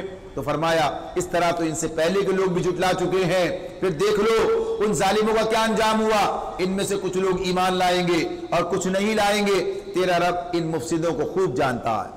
اگر یہ تمہیں جھٹلاتے ہیں تو کہہ دو کہ میرا عمل میرے لیے ہے، تمہارا عمل تمہارے لیے، جو کچھ میں کرتا ہوں اس کی ذمہ داری سے تم بری ہو، اور جو کچھ تم کر رہے ہو اس کی ذمہ داری سے میں بری ہوں۔ یعنی سب اپنے اپنے عمل کا نتیجہ دیکھ لیں گے، ٹھیک ہے، صحیح ہے، کوئی لڑائی نہیں، کوئی جھگڑا نہیں، کوئی فساد نہیں، کوئی زور زبردستی نہیں۔ یہ کون کہہ رہا ہے؟ یہ رسول کہہ رہے ہیں، اللہ تعالیٰ کہلوا رہا ہے، لیکن وہ یہ بات ماننے کے لیے تیار نہیں ہے۔ یعنی مشرکین مکہ ہی ماننے کے لیے تیار نہیں تھے، وہ کہتے نہیں تمہاری بات نہیں چلنے دیں گے۔ ٹھیک ہے، تمہارا کام تمہاری جگہ، میرا کام میری جگہ، جیسے میں جینا چاہتا مجھے جینے دو، جیسے تم جینا چاہتے ہو تم جیو۔ نہیں آ رہے اسلام کی طرف، رہتے ہو گمراہی پر رہو، لیکن حق کے خلاف باطل کبھی اس بات کو گوارا نہیں کرتا، وہ اس کے خلاف کھڑا ہو جاتا ہے، مٹانا چاہتا ہے، اور بالآخر پھر اللہ باطل پر حق کی چوٹ لگاتا ہے، نتیجہ یہ نکلتا ہے۔ تو اللہ تعالیٰ فرما رہے ہیں ان میں بہت سے لوگ ہیں جو تمہاری باتیں سنتے ہیں، مگر کیا تم بہروں کو سناؤ گے خواہ وہ کچھ نہ سمجھتے ہوں۔ ان میں بہت سے لوگ ہیں جو تمہیں دیکھتے ہیں، مگر کیا تم اندھوں کو راہ بتاؤ گے خواہ انہیں کچھ نہ سوچتا ہو۔ حقیقت یہ ہے کہ اللہ لوگوں پر ظلم نہیں کرتا، لوگ خود ہی اپنے اوپر ظلم کرتے ہیں۔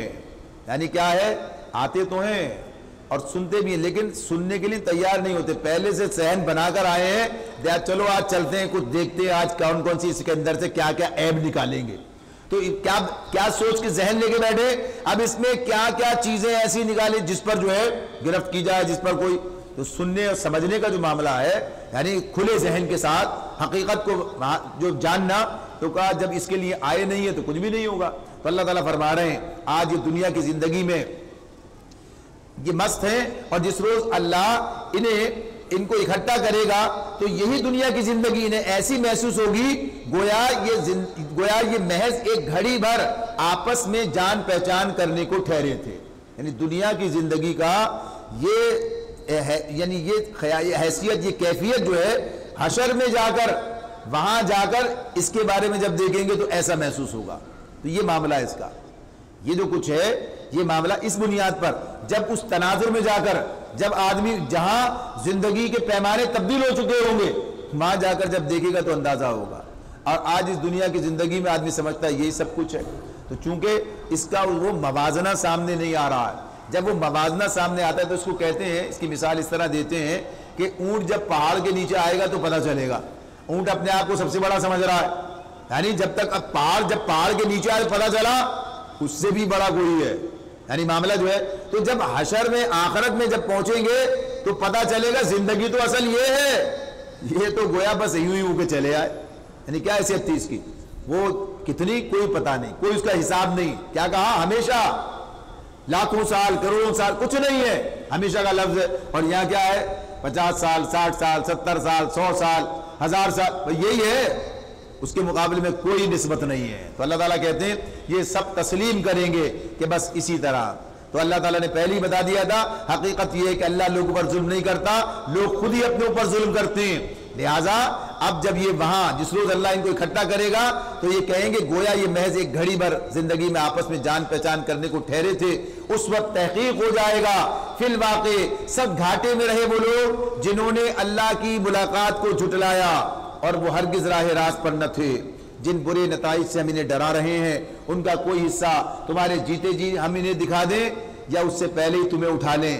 بہرحال انہیں آنا ہماری طرف ہی ہے اور جو کچھ یہ کر رہے ہیں اس پر اللہ گواہ ہے. یعنی آپ کا کام تو بتانا, پہنچانا, سمجھانا, چلے آنا. اب اللہ انہیں سزا دے, سامنے دے, بعد میں دے, یہ اللہ کا کام. فرمایا ہر امت کے لیے ایک رسول ہے. پھر جب کسی امت کے پاس اس کا رسول آ جاتا ہے تو اس کا فیصلہ پورے انصاف کے ساتھ چکا دیا جاتا ہے اور اس پر ذرہ برابر ظلم نہیں کیا جاتا. کہتے ہیں اگر تمہاری یہ دھمکی سچی ہے تو آخر کب پوری ہوگی؟ یعنی یہ تم عذاب کی خبر دیتے ہو تو اللہ تعالیٰ فرما رہے ہیں ان سے کہو میرے اختیار میں, قل آپ ان سے کہہ دیجئے, لا املک لنفسی ضرا ولا نفع الا ما شاء اللہ. یہ جو عذاب مانگ رہے ہیں ان سے کہو میرے اختیار میں تو خود اپنا نفع و ضرر بھی نہیں, سب کچھ اللہ کی مشیت پر موقوف ہے. جب اللہ چاہے تو کہا لکل امت اجل, ہر امت کے لیے مہلت کی ایک مدت ہے. جب یہ مدت پوری ہو جاتی ہے تو گھڑی بھر کی تقدیم و تاخیر بھی نہیں ہوتی. اور اس مدت کس کے پاس ہے؟ اللہ کے پاس ہے. یہ اللہ کا فیصلہ ہے. یعنی یہ بات چاہے انسان کا معاملہ ہو چاہے قوم کا معاملہ ہو. یہ بتایا نا پیچھے ہم پڑھ کر آئے سورہ آل عمران میں, کوئی مر نہیں سکتا اب تک کہ اللہ کا فیصلہ نہ ہو. اور یہ فیصلہ کیا ہے؟ لکھا ہوا ہے. اجل یہ جو ہے اللہ نے لکھ رکھی ہے. تو بہرحال قوموں کے معاملات بھی یہ ہیں کہ کتنی مہلت دینی ہے, کب تک, گناہ کا پیمانہ کس درجے میں جا کر جب لبریز ہو جائے تو اللہ کا عذاب آئے گا. یہ اللہ جانتا ہے, یہ کسی اور کا معاملہ نہیں. فرمایا ان سے کہو کبھی تم نے یہ بھی سوچا اگر اللہ کا عذاب اچانک رات کو یا دن کو آ جائے تو تم کیا کر سکتے ہو؟ آخر یہ کون سی ایسی چیز ہے جس کے لیے مجرم جلدی مچائیں, جلدی لاؤ عذاب؟ اصل بات ہے کہ مانتے نہیں تھے. تو اللہ تعالیٰ فرما رہے ہیں کیا جب وہ تم پر آ پڑے اسی وقت تم اسے مانو گے؟ اب بچنا چاہتے ہو حالانکہ تم خود ہی اس کے جلدی آنے کا تقاضا کر رہے تھے. پھر ظالموں سے کہا جائے گا اب ہمیشہ کے عذاب کا مزہ چکھو, جو کچھ تم کماتے رہے ہو اس کی پاداش کے سوا اور کیا بدلہ تم کو دیا جا سکتا ہے؟ جو اس کا بدلہ ہوگا وہی ملے گا. پھر پوچھتے ہیں کیا واقعی یہ سچ ہے جو تم کہہ رہے ہو؟ کہو میرے رب کی قسم یہ بالکل سچ ہے اور تم اتنا بلبوتا نہیں رکھتے کہ اسے ظہور میں آنے سے روک دو. اگر ہر اس شخص کے پاس جس نے ظلم کیا ہے روئے زمین کی دولت بھی ہو تو اس عذاب سے بچنے کے لیے وہ اسے فدیے میں دینے پر آمادہ ہو جائے گا. جب یہ لوگ اس عذاب کو دیکھ لیں گے تو دل ہی دل میں پچھتائیں گے, مگر ان کے درمیان پورے انصاف سے فیصلہ چکا دیا جائے گا, کوئی ظلم ان پر نہ ہوگا. سنو آسمانوں اور زمین میں جو کچھ ہے اللہ کا ہے. الا ان للہ ما فی السماوات والارض, سنو آسمان و زمین میں جو کچھ ہے اللہ کا ہے. ولا الا ان وعد اللہ حق ولکن اکثرهم لا یعلمون, مگر معاملہ کیا ہے؟ اللہ کا وعدہ سچا ہے, سن لو, مگر اکثر انسان جانتے نہیں ہیں. تو اللہ تعالیٰ اس طرح پہلے خبردار کر کے پھر آگے جو بات آ رہی ہے سن لو, آسمان و زمین میں جو کچھ ہے اللہ کا ہے, سن رکھو اللہ کا وعدہ سچا ہے, مگر اکثر انسان جانتے نہیں ہیں. وہی زندگی بخشتا ہے اور وہی موت دیتا ہے, اسی کی طرف تم سب کو پلٹنا ہے. لوگو اب اس کے بعد لوگو تمہارے پاس تمہارے رب کی طرف سے نصیحت آ گئی ہے. یا ایھا الناس, یہ وہ آیات ہیں جس قرآن کے بارے میں اس کا تعارف پیش کر رہی ہیں. یا ایھا الناس, سارے انسانوں کو اللہ تعالیٰ کہتے ہیں قد جاءتکم موعظۃ من ربکم وشفاء لما فی الصدور وہدی ورحمۃ للمؤمنین. لوگوں تمہارے پاس تمہارے رب کی طرف سے نصیحت آ گئی ہے. موعظت کہتے ہیں ایسی نصیحت جو دل کو نرم کر دے, اسی سے واعظ ہے. واعظ ہوتا ہے, واعظ کسے کہتے ہیں؟ ایسی باتیں جو دل کو نرم کریں. تو اللہ تعالیٰ کہہ رہے ہیں قرآن کیا ہے؟ یہ ایسی نصیحت ہے جس سے دل نرم ہو جائیں. قد جاءتکم موعظہ, تمہارے رب کی طرف سے نصیحت آ گئی ہے. یہ وہ چیز ہے وشفاء لما فی الصدور, دلوں کے امراض کے لیے شفا, اس کے لیے یہ دلوں کے امراض کی شفا ہے. یہ اللہ تعالیٰ فرما رہے ہیں. تو دلوں کے امراض کی شفا کا مطلب کیا ہوا؟ کون سے امراض؟ دلوں کے کون سے امراض؟ کفر, نفاق, قساوت قلبی, تکبر, تعصب, حرص, حسد, اور جتنے یعنی یہ قسم یہ جو امراض ہیں، باقی تو امراض جو دنیا میں ہوتے اس کا تو اللہ نے علاج تمہیں سکھا دیا، خود ہی علاج کرتے رہو۔ اس کا علاج کوئی کر سکتا ہے؟ اس کا علاج اس سے ہوگا۔ اس کا علاج یہ وہ مرض ہیں جن کا علاج قرآن کے ذریعے سے ہوگا۔ یعنی یہ کفر کے سے لوگ ایمان کی طرف آئے، قرآن کو سن کے آ گئے، یا قرآن جو انہیں کفر سے ایمان کی طرف دلائل کے ساتھ اس نے بلایا اور لوگ آئے، نفاق سے آ گئے، بری ہو گئے، اس طرح آ گئے، ایک اخلاص اختیار کر لیا۔ یہ جو قساوت قلبی ہے تو نبی صلی اللہ علیہ وسلم نے فرمایا ہے، بتایا ہی ہے کہ یہ جو گناہ ہے اس کے ذریعے سے دل سخت ہو جاتے ہیں، اللہ سے کیے ہوئے وعدوں سے انحراف کے نتیجے میں بھی ہو جاتے ہیں۔ تو فرمایا، بتا دیا، کیا بتایا کہ اس قساوت قلبی کو دور کرنے کا ذریعہ کیا ہے؟ موت کی یاد اور قرآن کی تلاوت، قرآن کو سمجھنا، پڑھنا، اس کے پیچھے چلنا۔ یہ دلوں کو نرم کر دیتا ہے، یہ دلوں کو نرم کرنے والی چیز ہے۔ بات کیا ہے؟ سمجھنا، اور سمجھ کے اس کے پیچھے چلنا۔ دیکھیے کیا انقلاب آئے گا۔ تو اللہ تعالیٰ فرما رہے ہیں کہ جو اسے قبول کر لیں ان کے لیے رہنمائی اور رحمت ہے۔ یعنی سنیے پھر لوگوں، تمہارے پاس تمہارے رب کی طرف سے نصیحت آ گئی ہے، یہ وہ چیز ہے جو دلوں کے امراض کے لیے شفا ہے، اور جو اسے قبول کر لیں۔ بھائی نسخہ تو ہے، استعمال کرو گے تو فائدہ ہوگا نا، جب استعمال نہیں کرو گے تو فائدہ کہاں سے ہوگا؟ بھائی نسخہ بڑا اچھا ہے، حکیم بہت اعلیٰ ہے، لیکن نسخہ استعمال نہیں کرنا ہے تو کچھ بھی نہیں ہوگا، نتیجہ نکلے گا۔ تو اب یہ شفا ہے، اب جو اسے قبول کر لیں، یعنی جو اس پر ایمان لے آئے، ان کے لیے رہنمائی اور رحمت ہے۔ یعنی رہنمائی کیا ہوتی ہے؟ یعنی اس کے پیچھے چلا جائے، جس رہنما کو رہنمائی بنائے، رہنما بنائے، تو اس کے پیچھے رہنما، راہ دکھانے والا، رہنمائی، راہ دکھائی جا رہی ہے، تو اس راہ پر چلیں تو نتیجہ کیا نکلے گا؟ اللہ کی رحمت ہو جائے گی۔ فرمایا قل، آپ کہہ دیجئے، قل آپ کہہ دیجئے، بفضل اللہ، یہ اللہ کا فضل ہے، وبرحمتہ، یہ اللہ کا فضل اور اس کی مہربانی ہے کہ یہ چیز اس نے بھیجی، یعنی قرآن اللہ تعالیٰ نے ہمیں عطا فرما دیا، اس پر تو لوگوں کو خوشی منانی چاہیے۔ یعنی وہ چیز ہے جو انسان کو دنیا اور آخرت کے اندر کامیابی سے ہمکنار کرتی ہے، یہ زندگی کو پرسکون بناتی ہے، یہ زندگی کو اعلیٰ اوصاف جو ہے متصف کرتی ہے، یہ اسے اعلیٰ مقاصد کے لیے جینا سکھاتی ہے، یہ انسان کو وہ انسانیت دیتی ہے کہ جس کے بعد پتہ چلتا ہے کہ واقعی یہ اشرف المخلوقات ہے۔ یہ صحابہ کی زندگی کو دیکھ لیجیے آپ کے سامنے، یعنی اس کے مطابق جب وہ جیے تو جو انقلاب انہوں نے برپا کیا اس معاشرے کے اندر، اس سوسائٹی کے اندر، جو ان کی زندگیوں میں آیا اور جو دنیا کے اندر، وہ اپنی مثال آپ ہے، اپنی مثال آپ ہے۔ یعنی یہ اسی کی بنیاد پر اسی نے یہ کام کیا۔ تو یہ قرآن، یہ کتاب انقلاب ہے، یہ انسانوں کے اندر انقلاب پیدا کرتا۔ تو اللہ تعالیٰ فرما رہے ہیں کہ یہ تو اللہ کا فضل اور اس کی مہربانی ہے کہ یہ چیز اس نے بھیجی، اس پر تو لوگوں کو خوشی منانی چاہیے۔ یہ ان سب چیزوں سے بہتر ہے جسے لوگ سمیٹ رہے ہیں، سب چیزوں سے ہوا خیر مما یجمعون، جتنی بھی چیزیں دنیا میں ہو سکتی ہیں ان سب سے بہتر ہے۔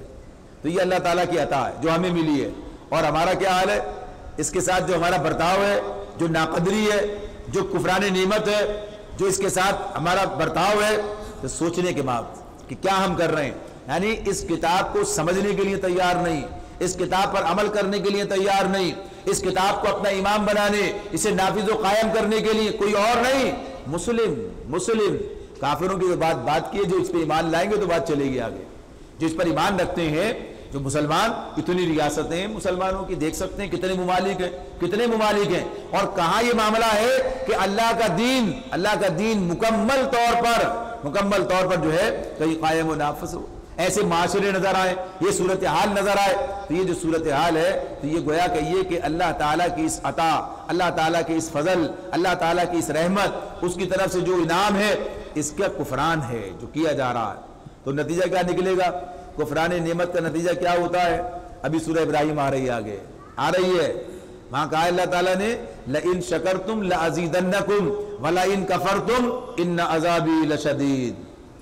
اور اس سے پہلے کیا؟ وَإِذْ تَعَذَّنَ رَبُّكُمْ، یہ بات، یہ جملہ یہ بھی سن لی، موسیٰ علیہ السلام سے کہلوایا جا رہا، اور تمہارے رب نے اعلان کر دیا ہے، تمہارے رب نے اعلان کر دیا ہے کہ اگر شکر گزاری کرو گے تو مزید نوازوں گا، کفران نعمت کرو گے تو اللہ کا عذاب بڑا شدید ہے، تو میرا عذاب بڑا شدید ہے، اللہ نے ہی بتا دیا۔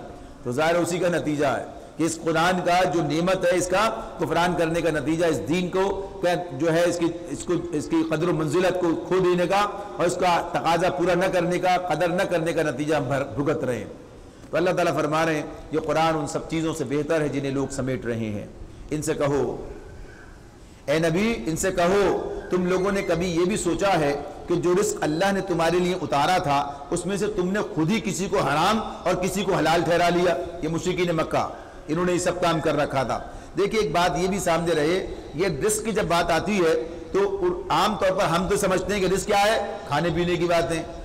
عربی زبان میں رزق کا صرف اس کا مطلب صرف خوراک نہیں ہے، بلکہ اس کا مطلب عطا، بخشش اور نصیب کے معنی ہے۔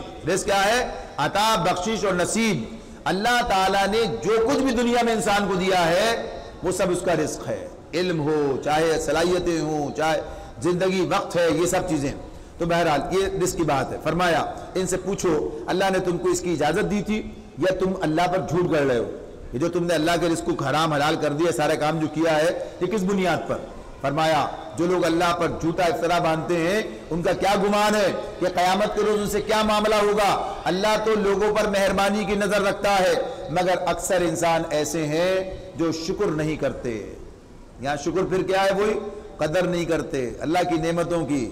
یعنی اللہ تعالیٰ نے جو نظام دیا ہے، جو طریقہ کار دیا ہے، اس کو چھوڑ کر اپنی طرف سے نیا بناتے اور ظاہر مشکل میں پڑ جاتے ہیں۔ فرمایا اے نبی تم جس حال میں بھی ہوتے ہو اور قرآن میں سے جو کچھ بھی سناتے ہو، لوگوں تم بھی جو کچھ کرتے ہو، اس سب کے دوران ہم تم کو دیکھتے رہتے ہیں۔ یعنی معاملہ کیا ہے؟ اللہ کے رسول قرآن سنا رہے ہیں، لوگ کیا رویہ برتاؤ کر رہے ہیں، سب اللہ کی نظر میں، سب اللہ دیکھ رہا ہے۔ تو کیوں دیکھ رہا ہے؟ کل پوچھے گا، کل اس کا بدلہ لے گا۔ یعنی جو مان رہے ہیں، جو سنا رہا ہے، اور جو سننے کے لیے تیار نہیں ہے، جو مخالفت کر رہے ہیں، تو یہ سب اللہ کی نظر میں۔ تو اللہ تعالیٰ فرما رہے ہیں کوئی ذرہ برابر چیز آسمان اور زمین میں ایسی نہیں ہے، نہ چھوٹی نہ بڑی، جو تیرے رب کی نظر سے پوشیدہ ہو۔ کوئی چیز نہیں ہے۔ ہر چیز کا معاملہ کیا ہے؟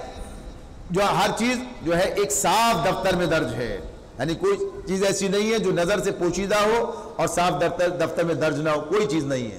ہر چیز جو ہے اللہ کی نظر میں ہے اور اللہ نے اس کو لکھ رکھا ہے۔ اب آگے ایک اور بڑی بات آتی ہے جو ہمارے پاس یہ بھی بڑی اہم بات ہے۔ فرمایا الا ان اولیاء اللہ لا خوف علیہم ولا هم يحزنون الذین آمنوا وکانوا یتقون۔ آدھی بات ایک آیت پڑھتے ہیں، آدھا دوسرا اس کے آگے کیا ہے وہ بھی پڑھنا ہے۔ لہم البشریٰ فی الحیات الدنیا وفی الآخرہ، یہ بھی ساتھ ہے۔ تو اللہ تعالیٰ کہتے ہیں سنو، جو اللہ کے دوست ہیں، جو ایمان لائے اور جنہوں نے تقوی کا رویہ اختیار کیا، ان کے لیے کسی خوف اور رنج کا موقع نہیں ہے۔ پہلی آیت تو صرف اتنی ہے، الا ان اولیاء اللہ لا خوف علیہم ولا هم یحزنون، جو اللہ کے دوست ہیں ان کے لیے کسی خوف اور رنج کا موقع نہیں ہے۔ یہ بات اللہ تعالیٰ فرماتے ہیں، لیکن ساتھ کیا بتایا؟ یہ کون ہے؟ یہ الذین آمنوا۔ یہ کون ہے؟ یہ اللہ تعالیٰ خود ان کے بارے میں بتا رہا ہے۔ یہ کون لوگ ہیں؟ اللہ کے ولی، اللہ کے دوست، الذین آمنوا وکانوا یتقون، جو ایمان لائے ہیں اور تقوی کا راستہ اختیار کرتے ہیں۔ یہ تو سب کا معاملہ ہے، آپ کا بھی، میرا، سب کا ایمان لانا، تقوی کے راستے پہ چلنا ذمہ داری ہے۔ یعنی اللہ گناہوں سے پرہیز کرنا، یہ معاملہ ہے۔ تو یہ جو ایک غلط فہمی بڑی پیدا ہو گئی ہے، تو اس کے معاملے کو ذرا سا دیکھا ہے، شاید یہ کوئی اور مخلوق ہوتی ہے، یہ جو اللہ کے ولی کوئی اور مخلوق ہے، اس کا ہم سے کوئی تعلق نہیں ہے۔ دیکھیے پیچھے ہم پڑھ کر آئے، ساری چیزیں پڑھی ہیں۔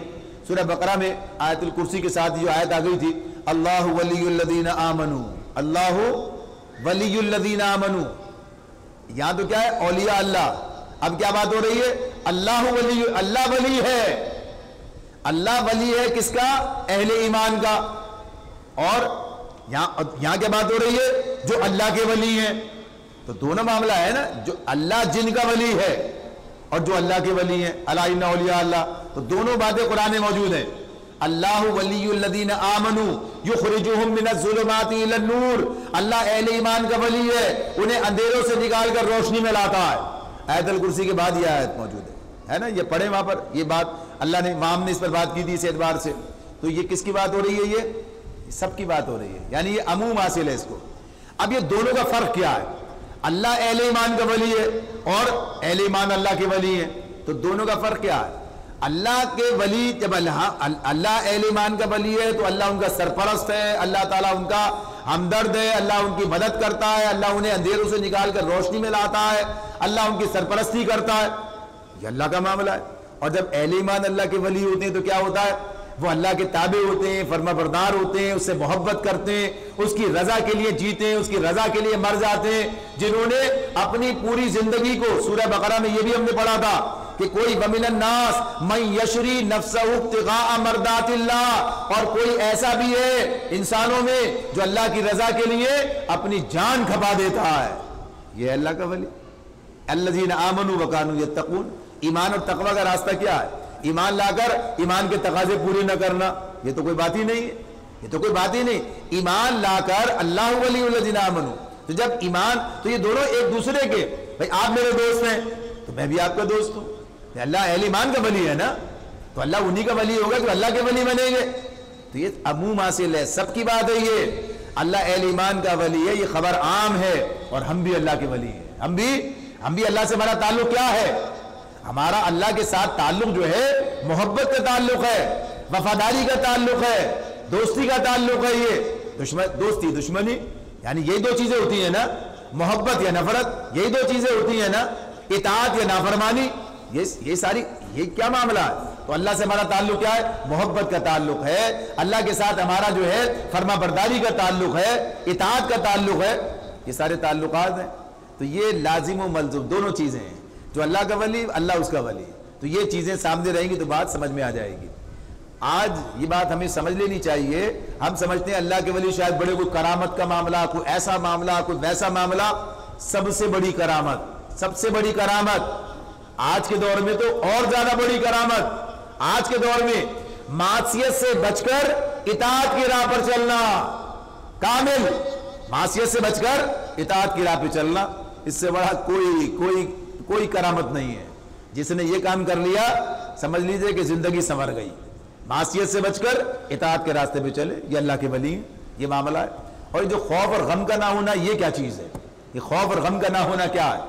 دیکھیے اس کا اصل مقام جنت ہے، اس کا اصل مقام جنت ہے، خوف اور غم کا نہ ہونا یہ اصل مقام جنت ہے، جہاں کوئی خوف کوئی غم نہیں ہوگا۔ ورنہ ایک خوف، ایک ڈر، ایک غم دنیا میں جو انسان کو لاحق ہوتا ہے جس کی نفی ہے، اور ایک جو درکار ہے، ایک درکار بھی ہے، ایک درکار ہے، تو اللہ نے دونوں بیان کیے ہیں، دونوں بیان کیے ہیں۔ ایک ڈر تو وہ ہے جس کے بارے میں اللہ تعالیٰ نے کہا وَلَا تَهِنُوا وَلَا تَحْزَنُوا وَأَنْتُمُ الْأَعْلَوْنَ إِن كُنتُم مُؤْمِنِينَ، یہ بات کی یا سورہ آل عمران میں کہا ہے کہ جب کوئی چیز تمہارے ہاتھ سے چلی جائے غمم بغم لکی لا تحزنوا علی ما فاتکم ولا ما اصابکم، یہ کہا ہے نا، یہ بات کہ دنیا کو، دنیا کے لیے، دنیا کے خاطر غم نہ کرنا، وہ تمہارے ہاتھ سے گیا تو گیا، اللہ کی طرف سے ہے، انا للہ و انا الیہ راجعون، ہم تو اللہ ہی کے لیے، ہمیں اللہ کی طرف پلٹ کے جانا ہے، کوئی پہلے چلا گیا کوئی بعد میں جائے گا، یعنی جب کوئی مصیبت پڑتی ہے، جب ان کے پر آتی تو یہ کہتے، تو یہ جس سے اللہ نے منع کیا کون سا ہے؟ یہ کوئی کمزوری نہیں آئے تمہارے اندر، کوئی غم کے اندر ڈوب گئے، عمل سے دور چلے گئے، اس وقت ہم نے بات کی تھی جب یہ آیت موجود تھی، جب اللہ نے کہا وَلَا تَهِنُوا وَلَا تَحْزَنُوا، تو یہ معاملہ تو جو اللہ کے ساتھ وابستہ ہوتا ہے، اللہ پر توکل کرتا ہے، سب اللہ کی مرضی سے، ٹھیک ہے، جو اللہ کی مرضی ہے، جو اللہ اس کے لیے آدمی راضی برضا ہے، تو یہ چیز کیا ہے؟ یہ مطلوب ہے کہ جب آدمی حقیقت کو سمجھ لیتا ہے، جب ہم یہ جان لیتے ہیں، قرآن تو ہمیں بتا رہا ہے، جو قرآن پر یعنی عقیدے اس کے نتیجے میں یہ کیفیت حاصل ہو جاتی ہے۔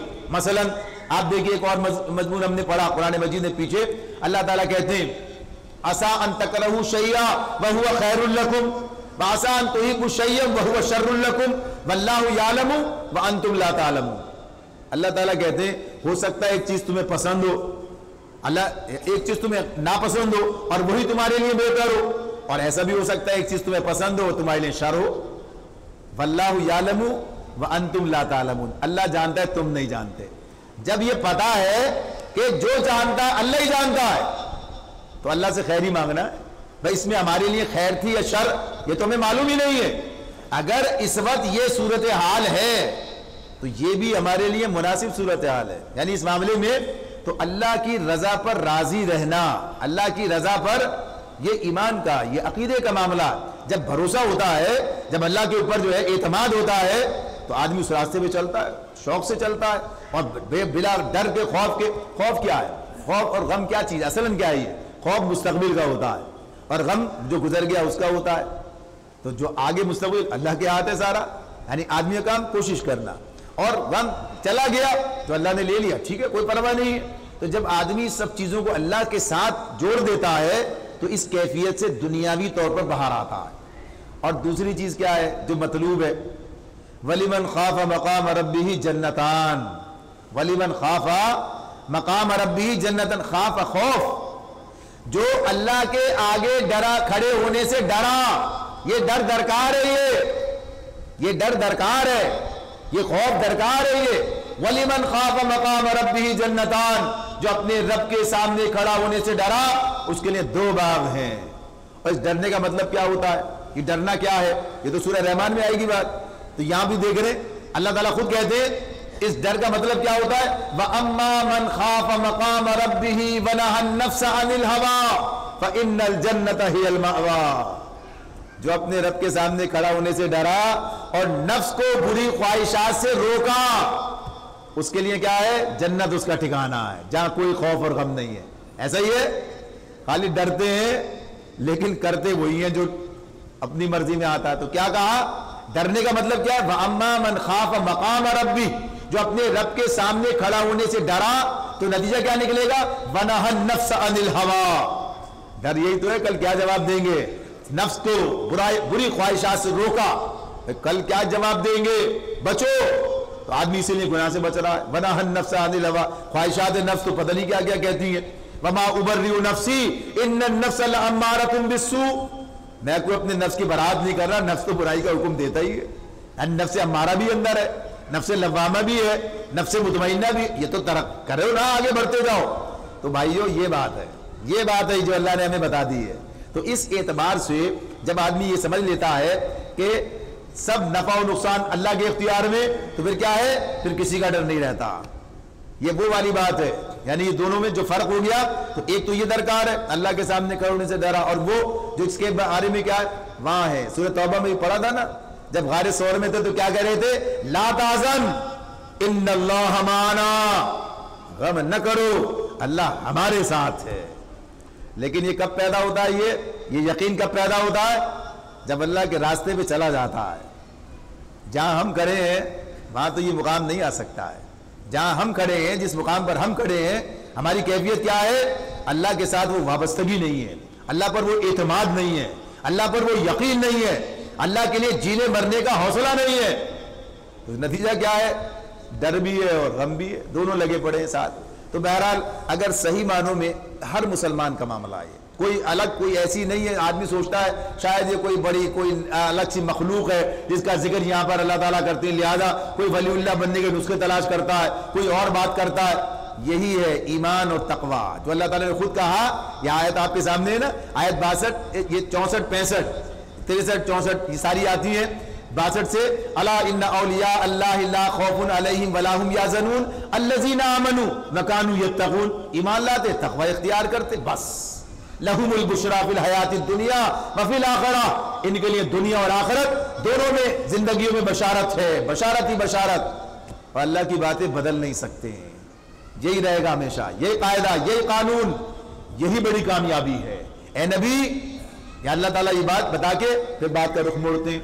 تو یہ ہمارے سامنے واضح بات ہے جو ہمیں سمجھ لینی چاہیے کہ ہمیں اس راستے پہ چلیں گے تو اللہ کے ساتھ تعلق قائم ہو جائے گا، اور رنج اور غم اور یہ اس سے جو ہے خوف سے بلند ہو جائیں گے، زندگی امن کے سے جو ہے وابستہ ہو جائے گی، پھر حوصلہ ملے گا. اسی لیے وہ بات ہے کہ مسلمان یہ ٹینشن، یہ فرسٹریشن، یہ ڈپریشن، یہ سب کیا ہے؟ اسی کا تو نام ہے. یہ سب عقیدے کے نتیجے میں ذہن سے کھرچ کے نکل جاتے. ایک مسلمان کے لیے یہ سب چیزیں نہیں ہونی چاہیے. تو اللہ تعالیٰ فرماتے ہیں اے نبی، جو باتیں یہ لوگ تجھ پر بناتے ہیں وہ تجھے رنجیدہ نہ کریں. ارے کیوں ہم کیا کرتے ہو؟ یہی بات ہو رہی ہے. ظاہر ہے مخالفت ہی مخالفت ہے. کیا کس طرح سے یہ مشرکین مکہ نبی صلی اللہ علیہ وسلم کے ساتھ معاملہ کر رہے تھے.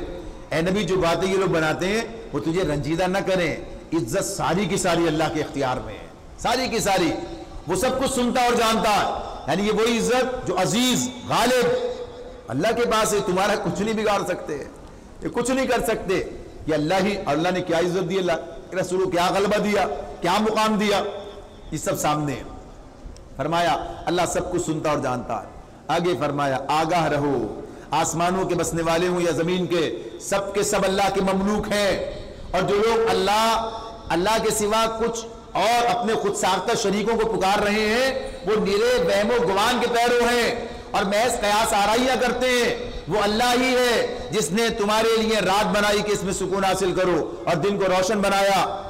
اس میں نشانیاں ان لوگوں کے لیے جو کھلے کانوں سے پیغمبر کی دعوت کو سنتے ہیں، یعنی اس میں اللہ نے ہمارے لیے سب کام کیا ہے، تو یہ نشانی ہے، ساری کائنات کھلی، کچھ نہیں کیا سارا کام، تو اللہ کی قدرت کے کرش میں بتائے جاتے ہیں، آؤ اس اللہ کی طرف، نہ جاؤ ادھر ادھر۔ فرمایا لوگوں نے کہہ دیا اللہ نے کسی کو بیٹا بنایا، سبحان اللہ، وہ تو بے نیاز ہے، آسمانوں اور زمین میں جو کچھ ہے سب اس کی ملک ہے، تمہارے پاس اس قول کے لیے آخر کیا دلیل ہے؟ کیا دلیل ہے؟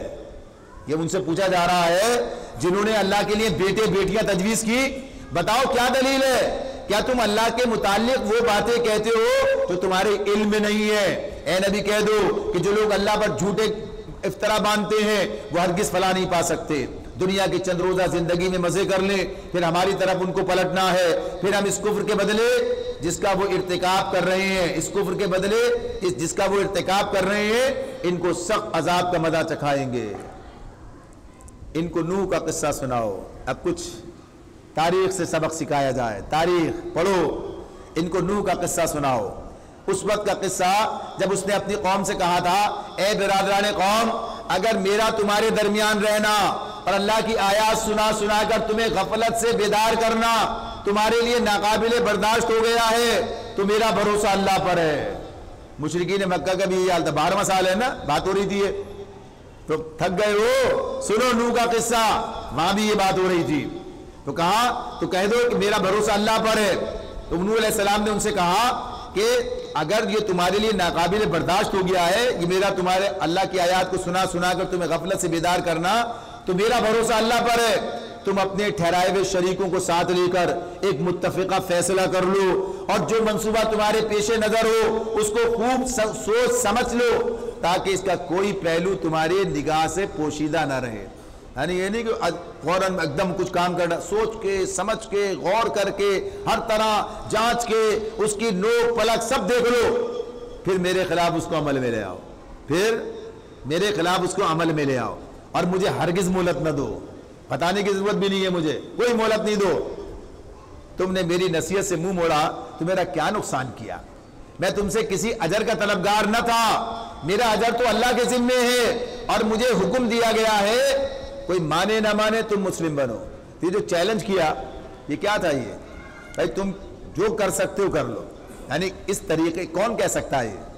یہ جسے پتا ہے، جو اس طرح جس کے پاس یہ علم ہے، کچھ نہیں کر سکتے، کچھ نہیں کر سکتے، اس لیے کہ رسول اللہ کے ساتھ ہے، جو رسول کے خلاف کھڑا ہوگا وہ اللہ کے مقابلے پہ آئے گا، جو اللہ کے دین کے مقابلے پہ آئے گا وہ بھی اللہ کے مقابلے پر آئے گا۔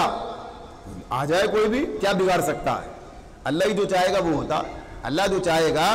یہ بھی ہوا ہے، یہ بھی ہوا ہے کہ جیسے بنی اسرائیل کے بارے میں بات آتی ہے نا کہ انہوں نے اللہ کے انبیاء کو قتل کیا ہے، اللہ نے ہونے دیا ہے تو ہو گیا، اللہ نے ہونے دیا، اور جب کسی کو نہیں کرنا، یعنی اللہ نے جب نہیں ہونے دیا تو نہ کر سکے۔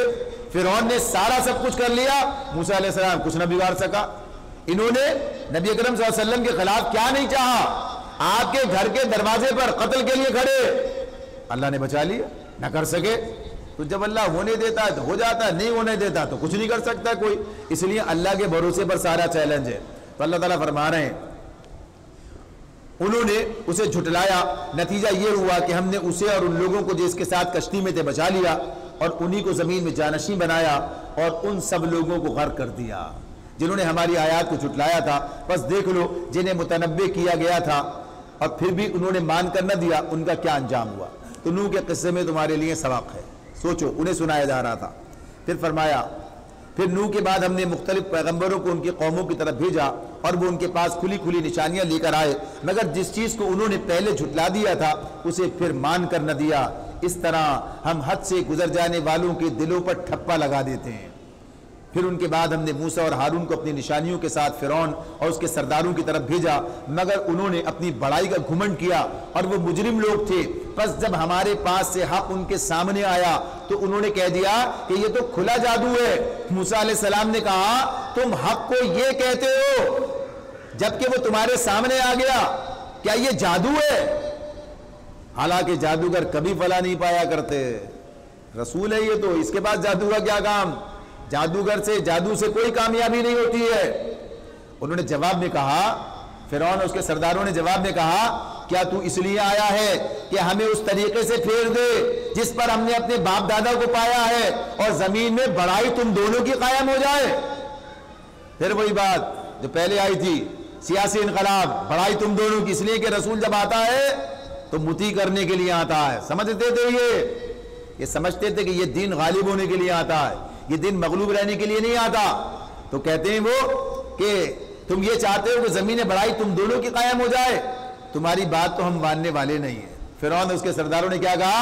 تمہاری بات تو ہم ماننے والے نہیں ہیں۔ اور فرعون نے اپنے آدمیوں سے کہا ہر ماہر فن جادوگر کو میرے پاس حاضر کرو۔ جب جادوگر آ گئے تو موسیٰ نے ان سے کہا جو کچھ تمہیں پھینکنا ہے پھینکو۔ پھر جب انہوں نے اپنے آنچر پھینک دیے تو موسیٰ نے کہا یہ جو کچھ تم نے پھینکا ہے یہ جادو ہے، اللہ ابھی اسے باطل کیے دیتا ہے۔ مفسدوں کے کام کو اللہ سدھرنے نہیں دیتا، اللہ اپنے فرمانوں سے حق کو حق کر دکھاتا ہے، خواہ مجرموں کو وہ کتنا ہی ناگوار ہو۔ بس اللہ تعالیٰ نے اس مقام پر جادوگروں اتنی بات کہہ کے آگے بڑھ گئے، باقی پیچھے بھی بات ہوئی تھی کیا ہوا تھا، آگے بھی بات آئے گی، یہاں اتنی بات کہہ کے اگلی بات کی ہے کہ یہ تو ان کے ساتھ معاملہ ہوا۔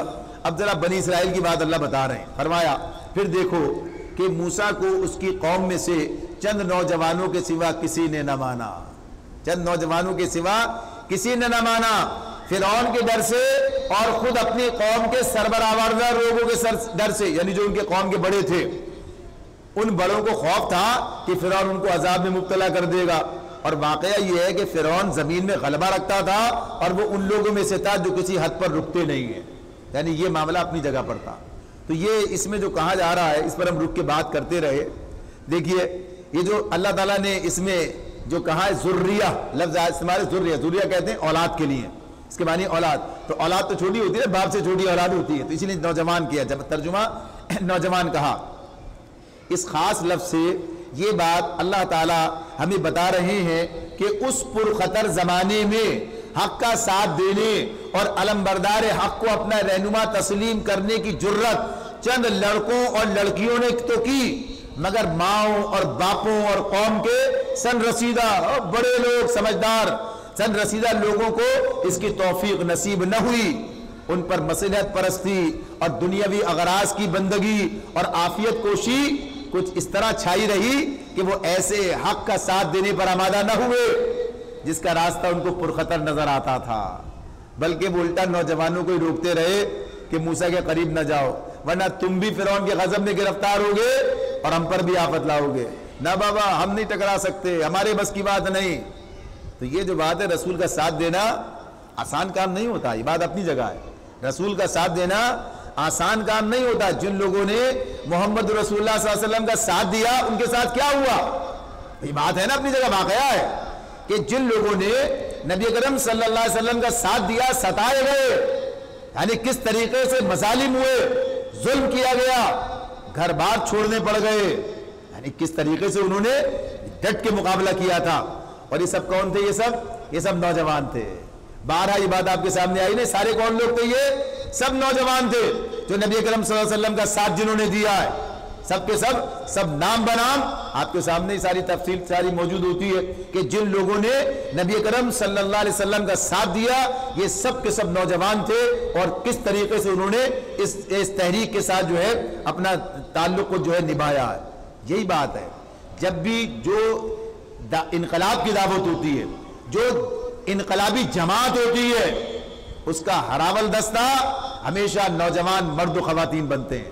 ساری انقلاب کی تاریخ اڑا کے دیکھ لیجئے، انقلاب کی جتنی تاریخیں ہیں وہ دیکھیے خود نبی صلی اللہ علیہ وسلم کا زمانہ، خود تمام انبیاء کی بات، جیسے موسیٰ علیہ السلام کی بات آ رہی ہے.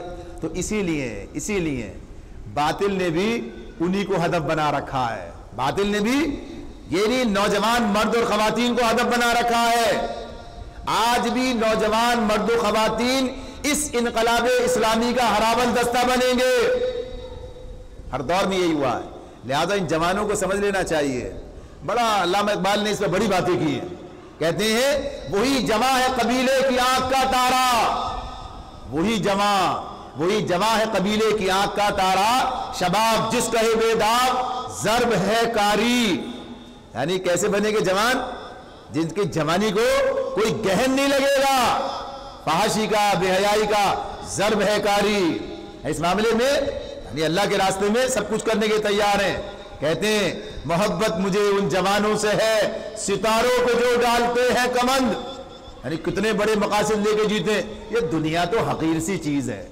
یہ دنیا کے لیے جینے والے جوانوں، چاہے لڑکیاں ہو لڑکے، یہ جو ہے یہ حقیر سی چیز ہے. بڑے مقاصد ستاروں پہ ڈالتے ہیں کمند. اس قوم کو شمشیر کی حاجت نہیں رہتی جس کے جوانوں کی خودی جس کے جوانوں کی خودی صورت فولاد. یہ خود اعتمادی، حق کے لیے جینا، اپنی حقیقت کو پہچاننا، یعنی بڑی بات ہے. اور کیا کیا انہوں نے کہا ہے، کس طریقے سے پھر اللہ سے کہتے ہیں. اللہ سے ساقی نامہ پڑھیے، اللہ سے دعا کرتے ہیں خرد کو غلامی سے آزاد کر، جوانوں کو پیروں کا استاد کر، جوانوں کو پیروں کا استاد کر، تڑپنے پھڑکنے کی توفیق دے، دل مرتضیٰ سوز صدیق دے. جوان تھے سارے، مرتضیٰ علی مرتضیٰ، اور دل مرتضیٰ سوز صدیق دے. جگر سے وہی تیر پھر پار کر، تمنا کو سینوں میں بیدار کر، جوانوں کو سوز جگر بخش دے. جوانوں کو سوز جگر بخش دے. میرا عشق میری نظر بخش دے. میرے دیدہ تر کی بے خوابیاں، میرے دل کی پوشیدہ بے تابیاں، میرے نالے نیم شب کا نیاز، میری خلوت و انجمن کا گداز. امنگیں میری، آرزویں میری، امیدیں میری، جستجویں میری، میرے قافلے میں لٹا دے اسے، لٹا دے ٹھکانے لگا دے اسے. یہ جوان درکار ہے، یہ جوان چاہیے. کبھی ہے نوجوان مسلم تدبر بھی کیا تو نے، وہ کیا گردوں تھا تو جس کا ہے ایک ٹوٹا ہوا تارا. یہ جوان یہی انقلاب لائیں گے. یہ لیکن جب یہ اپنی تاریخ سے وابستہ ہوں گے، جب یہ اپنی کتاب سے وابستہ ہوں گے، جب یہ دنیا سے اوپر اٹھیں گے، جب یہ حقیر دنیا کے لیے اپنی جوانیاں، اپنا دین قربان کرنے کے لیے اغیار کے ہاتھوں میں نہیں جائیں گے بلکہ اس کا مقابلہ کریں گے. مقابلہ چاہیے، جوان درکار ہیں. پھر دیکھیے اللہ تعالیٰ کیا تمہیں ترقی دیتا ہے، کیا مقام دیتا. تو یہی بات ہے جو اللہ تعالیٰ اس آیت کے پردے میں ہمیں سمجھا رہے ہیں. اللہ میں نے کس طریقے سے، اور درجنوں شعر ملیں گے ان کو جو اس طرح کہتے ہیں، اور بہت سی باتیں. تو اللہ تعالیٰ یہ بات بتاتے ہیں کہ بہرحال موسیٰ علیہ السلام کا ساتھ چند نوجوانوں نے دیا. موسیٰ نے اپنی قوم سے کہا، انہی سے یہ جو اب یہ ہے، اب یہی ان کے مخاطب ہیں. کہا لوگوں اگر تم واقعی اللہ پر ایمان رکھتے ہو تو اس پر بھروسہ کرو. اگر مسلمان ہو، کیا کہہ رہے ہیں؟ اللہ پہ بھروسہ کرو. وقال موسیٰ یا قوم ان کنتم آمنتم باللہ فعلیہ توکلوا ان کنتم مسلمین. اللہ پہ بھروسہ کرو اگر مسلم ہو، اللہ کے لیے جینا سیکھو. انہوں نے جواب دیا ہم نے اللہ ہی پر بھروسہ کیا. یعنی لبیک سعدیک، یعنی ساتھ تیار ہیں، ہم نے اللہ ہی پر بھروسہ کیا. اے ہمارے رب ہمیں ظالم لوگوں کے لیے فتنہ نہ بنا، اور اپنی رحمت سے ہم کو کافروں سے نجات دے. اور ہم نے موسیٰ اور اس کے بھائی کو اشارہ کیا، مصر میں چند مکان اپنی قوم کے لیے مہیا کرو، اور اپنے ان مکانوں کو قبلہ ٹھہرا لو، اور نماز قائم کرو، اور اہل ایمان کو بشارت دے دو. یعنی یہ بات کیا ہے؟ یہ جو نماز کی بات شروع ہو گئی، مصر میں حکومت کے تشدد سے اور خود بنی اسرائیل کے ضعف ایمان کے نتیجے میں جب ایمان کمزور پڑتا ہے تو سب سے پہلے نماز ہی چلی جاتی ہے. یہ معاملہ اس وجہ سے یہ جو مسلمان تھے وہاں پر، ان میں اسرائیلی بھی تھے، مصری بھی تھے، ان کے ہاں نماز باجماعت کا نظام ختم ہو چکا تھا. یہ جو تنزل تھا اس کی بنیاد تھی، یہ ختم ہو چکا تھا. اور یہ ان کے شیرازے کے بکھرنے اور ان کی دینی روح پر موت طاری ہو جانے کا ایک بہت بڑا سبب تھا. اس لیے اللہ تعالیٰ نے موسیٰ علیہ السلام کو حکم دیا کہ اس نظام کو، یعنی باجماعت نماز کے نظام کو اثر نو قائم کریں، اور مصر میں چند مکان اس کام کے لیے مختص کر لیں. کہ وہاں اجتماعی نماز ادا کی جائے۔ ان مکانوں کو قبلہ ٹھہرانے کا مطلب یہ وہ قبلہ مرکز کی بنیاد پر، مرکز، ان مکانوں کو ساری قوم کے لیے مرکز اور مرجع ٹھہرایا جائے، اس کے بعد ہی نماز قائم کرنے کی بات کی۔ تو کیا مطلب ہے؟ متفرق طور پر اپنی جگہ نماز پڑھ لینے کے بجائے لوگ ان مقرر مقاموں پر جمع ہوں اور نماز پڑھیں۔ تو نماز جو ہے یہ بنیادی طور پر اجتماعیت اور مجتمع اور دینی روح کو پھر سے بیدار کرنا، تو یہ نماز کوئی معمولی چیز نہیں ہے۔ آج ہم نے نماز کی حفاظت نہیں کی ہے، اس کا وہ مقام نہیں اپنا موجود ہے اب ہمارے درمیان، تو اس لیے یہ ہمیں فائدہ بھی نہیں پہنچا پا رہی ہے، ورنہ یہی ہے جو مسلمانوں کو مجتمع کرتی اور اپنے مقصد سے وابستہ کرتی ہے۔ تو بہرحال اللہ تعالیٰ نے موسیٰ علیہ السلام کو یہ حکم دیا۔ موسیٰ نے دعا کی، اے میرے رب، اے ہمارے رب، تو نے فرعون اور اس کے سرداروں کو دنیا کی زندگی میں زینت اور اموال سے نواز رکھا ہے۔ اے رب، کیا یہ اس لیے ہے کہ وہ لوگوں کو تیری راہ سے بھٹکائیں؟ اے رب، ان کے مال غارت کر دے، ان کے دلوں پر ایسی مہر کر دے کہ ایمان نہ لائیں جب تک کہ دردناک عذاب نہ دیکھ لے۔ بد دعا یہ کب ہے؟ یہ اس وقت ہے جب بات حجت تمام ہو چکی ہے، حجت تمام ہو چکی ہے، اب اللہ کا عذاب ہی آنا ہے، یہ اس وقت کی بات ہو رہی ہے۔ اسی لیے اللہ تعالیٰ نے جواب دیا، تم دونوں کی دعا قبول کی گئی، ثابت قدم رہو اور لوگوں کے طریقے کی ہرگز پیروی نہ کرو جو علم نہیں رکھتے۔ پیچھے ہم نے پڑھا تھا نا، اللہ نے انہیں نشانیوں پہ نشانیاں دکھائیں، ہر بار نشانی، ہر بار دعا کراتے اور پھر جاتے، بالآخر آخری وقت میں یہ فیصلہ کر دیا گیا۔ تو رسول نے بھی جو اللہ نے چاہا وہی رسول نے دعا کی۔ اللہ تعالیٰ فرماتے ہیں، اور ہم بنی اسرائیل کو سمندر سے گزار لے گئے، پھر فرعون اور اس کے لشکر ظلم اور زیادتی کی غرض سے ان کے پیچھے چلے، حتیٰ کہ جب فرعون ڈوبنے لگا، تفصیل دوسرے مقام پر آتی ہے کہ کیا ہوا تھا، حتیٰ کہ جب فرعون ڈوبنے لگا تو بول اٹھا، میں نے مان لیا رب العالمین کو، خداوند حقیقی اس کے سوا کوئی نہیں جس پر بنی اسرائیل ایمان لائے، اور میں بھی سر اطاعت جھکا دینے والوں میں سے ہوں۔ کیا کہہ رہا ہے؟ جب ڈوبنے لگا، ڈوبتے ڈوبتے اب کہتا ہے، تو اللہ نے کیا جواب دیا ہے؟ آن، یعنی اللہ تعالیٰ کہتے ہیں اس اعتبار سے اب ایمان لاتا ہے، یعنی اب اس ایمان کا کیا فائدہ ہے؟ تو اس اللہ تعالیٰ کہتے ہیں کہ اب ایمان لانے کا کوئی فائدہ نہیں، حالانکہ اس سے پہلے تک تو نافرمانی کرتا رہا۔ آن وقد عصیت قبل وکنت من المفسدین، اب ایمان لاتا ہے حالانکہ اس سے پہلے تک تو نافرمانی کرتا رہا اور فساد کرنے والوں میں سے رہا۔ لہذا موت کو، عذاب کو دیکھ کر ایمان لانا نفع بخش نہیں ہے۔ یہ بات سورۃ الانعام میں بھی آئی تھی، بار بار آتی ہے۔ فرمایا، اللہ تعالیٰ نے کہا اب تو ہم صرف تیری لاشی کو بچائیں گے تاکہ تو بعد کی نسلوں کے لیے نشان عبرت بنے۔ اگرچہ بہت سے انسان ایسے ہیں جو ہماری نشانیوں سے غفلت برتتے ہیں، نشانیاں موجود ہوتی ہیں، لوگ اس سے سبق نہیں سیکھتے ہیں، اور اسے بھی کیا ہے پتہ چلتا ہے کہ وہ بھی عجائبات میں سے بچ جاتے ہیں دیکھنے کے لیے، عبرت کے لیے نہیں جاتے، اصل عبرت ہے جو پکڑنی چاہیے۔ تو اللہ تعالیٰ فرماتے ہیں بہت سے انسان ایسے ہیں جو ہماری نشانیوں سے غفلت برتتے ہیں۔ ہم نے بنی اسرائیل کو بہت اچھا ٹھکانہ دیا اور نہایت عمدہ وسائل زندگی انہیں عطا کیے، پھر انہوں نے باہم اختلاط نہیں کیا مگر اس وقت جب کہ علم ان کے پاس آ چکا تھا۔ یقیناً تیرا رب قیامت کے روز ان کے درمیان اس چیز کا فیصلہ کر دے گا جس میں وہ اختلاف کرتے رہے ہیں۔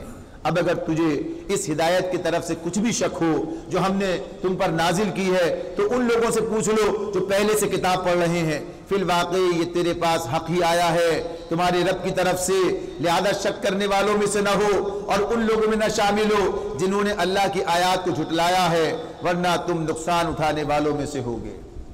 یہ بات اللہ کے رسول کو مخاطب کر کے انہیں سنائی جا رہی ہے، مخاطب کر کے کہ یہ جو ہے یہ حقیقت ہے، یہ ادھر کوئی شک نہیں ہے، یہ انہیں بتایا جا رہا ہے، یہ کہہ کے کہ سن لو، یہ بات کوئی شک کی بات نہیں ہے۔ فرمایا حقیقت یہ ہے کہ جن لوگوں پر تیرے رب کا قول راست آ گیا ان کے سامنے خواہ کوئی نشانی آ جائے وہ کبھی ایمان لا کر نہیں دیتے، یعنی جو اللہ نے قاعدہ قانون بنایا ہے وہ ان پر پورا اتر گیا، اس کے تحت ماں چلے گئے، نہیں مانا، انکار کرتے رہے، سننے سوچنے سمجھنے کے تیار نہیں ہے، تو پھر کیا ہے، پھر ابھی اللہ نے ان کے مہر کر دی، تو فرما دیا کہ ان کے سامنے خواہ کوئی نشانی آ جائے وہ کبھی ایمان نہیں لا کر نہیں دیتے جب تک کہ دردناک عذاب کو سامنے آتا نہ دیکھ لیں۔ پھر کیا کوئی ایسی مثال ہے کہ ایک بستی عذاب دیکھ کر ایمان لائی ہو اور اس کا ایمان اس کے لیے نفع بخش ہوا ہو؟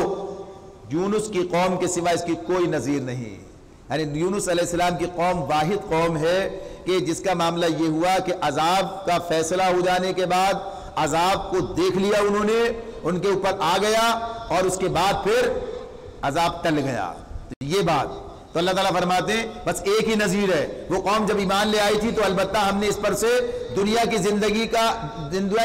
زندگی میں رسوائی کا عذاب ٹال دیا تھا اور اس کو ایک مدت تک زندگی سے بہرمند ہونے کا موقع دیا تھا. تو یہ استثناء کیوں ملا اسے؟ تو اس کے بارے میں بات آگے آئے گی ہمارے سامنے، تفصیل سے آئے گی. یونس علیہ السلام کا مچھلی کے پیٹ میں جانا سب آئے گا سامنے. تو یہ بات بس اصلاً یہ ہے کہ اس معاملے میں کہا یہ جاتا ہے کہ اس مفسرین نے جو اس کی وجہ بیان کی ہے کہ یونس علیہ السلام عذاب کی اطلاع دینے کے بعد اللہ تعالیٰ کی اجازت کے بغیر اپنا مستقر چھوڑ کے چلے گئے تھے. اس لیے جب آثار عذاب کو دیکھ کر عاشوریوں نے توبہ و استغفار شروع کی تو اللہ نے انہیں معاف کر دیا. یعنی ذرا بھی گنجائش کا تھا تو اللہ نے گنجائش دی، موقع دیا، اس لیے کہ رسول وہاں سے پہلے جا چکے تھے اس بنیاد پر. تو اللہ تعالیٰ یہ بات بتا دیتے ہیں. تو بہرحال اس اعتبار سے یونس علیہ السلام کی قوم کا ذکر کیا، فرمایا اگر تیرے رب کی مشیت یہ ہوتی کہ زمین میں سب مومن و فرما بردار ہی ہوں تو سارے اہل زمین ایمان لے آئے ہوتے. یعنی اللہ نے تو آزاد چھوڑا ہے، مرضی ہے. تو کہا پھر کیا تم لوگوں کو مجبور کرو گے کہ وہ مومن ہو جائیں؟ کوئی متنفس اللہ کے اذن کے بغیر ایمان نہیں لا سکتا. اللہ کا طریقہ یہ ہے کہ جو لوگ عقل سے کام نہیں لیتے وہ ان پر گندگی ڈال دیتا ہے. کیا چیز چاہیے؟ وَيَجْعَلُ الرِّجْسَ عَلَى الَّذِينَ لَا يَعْقِلُونَ. عقل کو جو ہے اپیل کرتے ہیں، بتاتے ہیں سوچو غور کرو. جب عقل پہ پردے پڑ جائیں تعصب کے، ضد کے، ہٹ دھرمی کے، آبا پرستی کے، اور آدمی سننا نہ چاہے تو پھر شرک کی گندگی. یہ کون سی گندگی ہے؟ یہ گمراہی کی گندگی. یہ اللہ ان پہ ڈال دیتا. ان سے کہو زمین اور آسمانوں میں جو کچھ ہے اسے آنکھیں کھول کر دیکھو، اور جو لوگ ایمان لانا ہی نہیں چاہتے ان کے لیے نشانیاں اور تنبیہیں آخر کیا مفید ہو سکتی ہیں. اب یہ لوگ اس کے سوا اور کس چیز کے منتظر ہیں کہ وہی برے دن دیکھیں جو ان سے پہلے گزرے ہوئے لوگ دیکھ چکے ہیں. ان سے کہو اچھا انتظار کرو، میں بھی تمہارے ساتھ انتظار کرتا ہوں. ہم اپنے رسول، جب کبھی عذاب کا معاملہ آتا ہے ایسا وقت، تو ہم اپنے رسولوں کو اور ان لوگوں کو بچا لیا کرتے ہیں جو ایمان لائے ہوں. ہمارا یہی طریقہ ہے، ہم پر یہ حق ہے. اللہ تعالیٰ کہہ رہے ہیں ہم پر یہ حق ہے کہ ہم مومنوں کو بچا لیں. یہ اللہ تعالیٰ نے خود اپنے طور پر کہا. اللہ پر کوئی کسی کا حق قائم نہیں ہوتا. یہ خود اللہ تعالیٰ نے کہا وَالَّذِينَ آمَنُوا كَذَلِكَ حَقًّا عَلَيْنَا حَقًّا عَلَيْنَا نُنْجِي الْمُؤْمِنِينَ. تو اللہ نے خود اپنی ذمہ داری لی ہے. اللہ تعالیٰ کہتے ہیں مومنوں کو بچا لیتے ہیں. اے نبی کہہ دو کہ لوگو اگر تم ابھی تک میرے دین کے متعلق کسی شک میں ہو تو سن لو کہ تم اللہ کے سوا جن کی بندگی کرتے ہو میں ان کی بندگی نہیں کرتا، بلکہ صرف اس اللہ کی بندگی کرتا ہوں جس کے قبضے میں تمہاری موت ہے. مجھے حکم دیا گیا ہے کہ میں ایمان لانے والوں میں سے ہوں، اور مجھ سے فرمایا گیا ہے کہ یکسو ہو کر اپنے آپ کو ٹھیک ٹھیک اس دین پر قائم کر دے اور ہرگز ہرگز مشرکوں میں سے نہ ہو. تو یہ بات کیا ہے؟ یہ کوشش میں لگے تھے نا آپ کو پھیر دے. تو کہا اس غلط فہمی میں نہ رہو کہ مجھے اب تم اس سے ہٹا سکو گے. اب اس دین پر قائم ہو جانے کے بعد اب اس سے پھرنے کا کوئی تصور نہیں ہے اہل ایمان کا. تو اللہ تعالیٰ فرماتے ہیں تو اور اللہ کو چھوڑ کر کسی ایسی ہستی کو نہ پکار جو تجھے نہ فائدہ پہنچا سکتی ہے نہ نقصان. اگر ایسا کرو گے تو ظالموں میں سے ہوگے. اگر اللہ تمہیں کسی مصیبت میں ڈالے تو خود اس کے سوا کوئی نہیں جو اس مصیبت کو ٹال دے، اور اگر وہ تمہارے حق میں کسی بھلائی کا ارادہ کرے تو اللہ کے فضل کو پھیرنے والا بھی کوئی نہیں. وہی بات جو سورۃ الانعام میں پڑھی تھی، کوئی بندش نہیں، کوئی رکاوٹ کوئی نہیں ڈال سکتا. اے اللہ کسی کو کچھ دینا چاہے، فرمایا اور اگر وہ تیرے حق میں کسی بھلائی کا ارادہ کرے تو اس کے فضل کو پھیرنے والا بھی کوئی نہیں. وہ اپنے بندوں میں سے جس کو چاہتا ہے اپنے فضل سے نوازتا ہے، اور وہ درگزر کرنے والا اور رحم فرمانے والا ہے. اے نبی کہہ دو کہ لوگوں تمہارے پاس تمہارے رب کی طرف سے حق آ چکا ہے. اب جو سیدھی راہ اختیار کرے اس کی راست روی اس کے اپنے لیے مفید ہے، اور جو گمراہ رہے اس کی گمراہی اسی کے لیے تباہ کن ہے. اور میں تمہارے پر کوئی حوالہ دار نہیں بنایا، کوئی مجھے تھانے دار نہیں بنایا ہے اللہ تعالیٰ نے. اور اے نبی تم اس ہدایت کی پیروی کیے جاؤ جو تمہاری طرف بذریعہ وحی بھیجی جا رہی ہے، اور صبر کرو یہاں تک کہ اللہ فیصلہ کر دے، اور وہی بہترین فیصلہ کرنے والا ہے. یعنی ان کے خلاف فیصلہ ہوگا یا یہ اللہ تعالیٰ ان کو ایمان کی توفیق دے، جو بھی اللہ کا فیصلہ ہے۔ بہرحال اپنا کام کرو اور اللہ کے ساتھ وابستہ رہو۔ سورہ یونس مکمل ہوئی، اس کے بعد سورہ ہود ہے۔ سورہ ہود بھی اسی سورہ یونس کے زمانے میں، یعنی اسی دور کے اندر نازل ہوئی۔ یہ ساری صورتیں جو ہیں یہ سب اس میں تنبیہات ہیں اور توجہ دلائی گئی ہے عذاب سے، پچھلی قوموں کے عذاب سے ان کی مثال دے کر ڈرایا گیا ہے کہ تم اگر اسی راستے پہ چلے تو کہیں ایسا نہ ہو کہ اس عذاب کا شکار ہو جاؤ۔ اسی لیے نبی کرم صلی اللہ علیہ وسلم اس صورت کے حوالے سے کہتے تھے اس نے اتنا فکر مند کر دیا ہے کہ گویا اس فکر مندی کے اندر بڑھاپے نے آ لیا ہے۔ تو یہ اس سورہ ہود کے مضمون کی بات، تو اس میں بھی اسی طرح سے وہ ساری باتیں سامنے آئیں گی جو سورہ ہود میں آئی ہیں۔ اللہ کے نام سے جو بھی انتہا مہربان اور رحم فرمانے والا ہے۔ الف لام را فرمان ہے جس کی آیتیں پختہ اور مفصل ارشاد ہوئی ہیں۔ سورہ یونس کا آغاز بھی کتاب کی تعارف سے ہوا تھا، اس کا بھی اسی طرح ہے۔ فرمایا یہ ایک دانا اور باخبر ہستی کی طرف سے کہ تم نہ بندگی کرو مگر صرف اللہ کی، میں اس کی طرف سے تم کو خبردار کرنے والا بھی ہوں اور بشارت دینے والا بھی، اور یہ کہ تم اپنے رب سے معافی چاہو اور اس کی طرف پلٹ آؤ تو وہ ایک مدت خاص تک تم کو اچھا سامان زندگی دے گا۔ وَأَنِ اسْتَغْفِرُوا رَبَّكُمْ ثُمَّ تُوبُوا إِلَيْهِ يُمَتِّعْكُمْ مَتَاعًا حَسَنًا إِلَىٰ أَجَلٍ مُّسَمًّى۔ یہ اللہ تعالیٰ اپنے رسول کے ذریعے یہ بات بتا رہا ہے۔ اس وقت بھی ہمیشہ کے لیے بات ہے، یہ ایسا نہیں بس اس وقت تک کے لیے تھی۔ کیا چیز ہے؟ پلٹنا کیا؟ معصیت سے اطاعت کی طرف پلٹنا، نافرمانی سے فرما برداری کی طرف پلٹنا، چھوڑ رکھا ہے پکڑنا، قرآن کو نافذ و قائم کرنا، یہ سب باتیں۔ شریعت کو پامال نہیں کرو، شریعت کو نافذ کرو، ساری چیزیں کرو گے تو کیا ہوگا؟ اللہ تعالیٰ تمہیں اچھا سامان زندگی دے گا۔ اپنی زندگی میں کرو گے تو زندگی میں فائدہ اٹھاؤ گے، لیکن وہ محدود ہوگا۔ جو اجتماعی فائدے وہ اجتماعی جد و جہد کے نتیجے میں آتے ہیں، اور جو انفرادی فائدے وہ انفرادی جد و جہد سے ملتے ہیں۔ تو انفرادی زندگی میں بھی اللہ امن اور اطمینان عطا کر دے گا، یعنی یہ جو کچھ اللہ تعالیٰ تمہیں دے گا۔ تو بہرحال یہی بتایا کہ اس طرف پلٹ آؤ، اور ہر صاحب فضل کو اس کا فضل عطا کرے گا، یعنی جو شخص اخلاق و اعمال میں جتنا آگے بڑھے گا اللہ اتنی ترقی دے گا۔ فرمایا لیکن اگر تم منہ پھیرتے ہو تو میں تمہارے حق میں ایک بڑے ہولناک دن کے عذاب سے ڈرتا ہوں۔ تم سب کو اللہ کی طرف پلٹنا ہے اور وہ سب کچھ کر سکتا ہے، یعنی اس کے لیے کوئی چیز ناممکن مشکل نہیں ہے، عذاب لانا وہ بھی مشکل نہیں ہے، اور اگر تم اللہ کی طرف پلٹ آؤ تو نوازنا بھی مشکل نہیں ہے۔ فرمایا دیکھو یہ لوگ اپنے سینوں کو موڑتے ہیں تاکہ اس سے چھپ جائیں، رسول کو آتا دیکھتے تو ادھر ادھر ہو جاتے ہیں۔ اب آئے گئے دیکھو اب یہ آ رہے ہیں، اب بھی آدمی ہوتا ہے نا یہ مولوی سے آگے، اب دیکھو اب جو ہے بھائی جلدی سے یہاں سے نکلو فٹافٹ، اب ان کی تقریر شروع ہو جائے گی، اب ان کی تبلیغ شروع ہو جائے گی، اب ان کی باتیں، یعنی لوگ جو ہے سننا نہیں چاہتے تو ایسی۔ تو یہ ان کا حال تھا مشرکین مکہ کا، نبی صلی اللہ علیہ وسلم کو دیکھ کے ادھر ادھر نکلنے کے چکر میں رہتے۔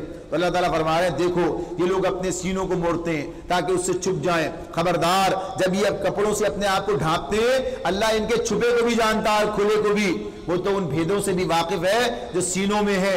زمین پر چلنے والا کوئی جاندار ایسا نہیں جس کا رزق اللہ کے ذمے نہ ہو اور جس کے متعلق وہ نہ جانتا ہو کہ کہاں وہ رہتا ہے اور کہاں وہ سونپا جاتا ہے، سب کچھ ایک صاف دفتر میں درج ہے۔ یعنی جو رزق اللہ نے کہا نا وَمَا مِن دَابَّةٍ فِي الْأَرْضِ إِلَّا عَلَى اللَّهِ رِزْقُهَا، جب سارے دابہ سب جانتا ہے اللہ کے ذمے تو اللہ کو علم ہوگا تبھی تو رزق پہنچے گا۔ زمین کے تاریک تہوں کے اندر کوئی ہے دانا، کوئی معاملہ جو بتایا تھا علم کی بات اسی اعتبار سے، اور کون کہاں ہے، آج آپ یہاں ہیں کل کہاں ہے، رزق آپ کے ساتھ جہاں ہے وہی رزق موجود ہے، اللہ تعالیٰ سارا انتظام کرتا ہے۔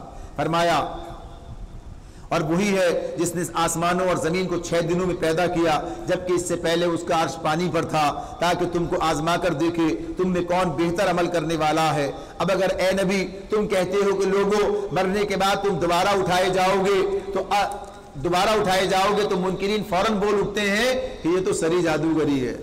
تو کہتے ہیں جادوگری کی سی بات ہے، دوبارہ کوئی پیدا ہو سکتا ہے مر کے ہزاروں سال کے بعد، یہ تو کوئی جادو کی سی بات ہے، اس طرح کی بات ہے۔ تو کہ اللہ تعالیٰ فرماتے ہیں اور اگر ہمیں خاص مدت تک ان کی سزا کو ٹالتے ہیں تو وہ کہنے لگتے ہیں کہ آخر کس چیز نے اسے روک رکھا ہے۔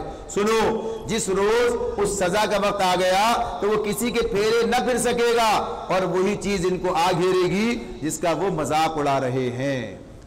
اگر کبھی ہم انسان کو اپنی رحمت سے نوازنے کے بعد پھر اس سے محروم کر دیتے ہیں تو مایوس ہونے لگتا اور ناشکری کرنے لگتا، اور اگر اس مصیبت کے بعد جو اس پر آئی تھی ہم اسے نعمت کا مزہ چکاتے ہیں تو کہتا ہے میرے تو سارے دل اندر پار ہو گئے، پھر وہ پھولا نہیں سماتا اور اکڑنے لگتا ہے۔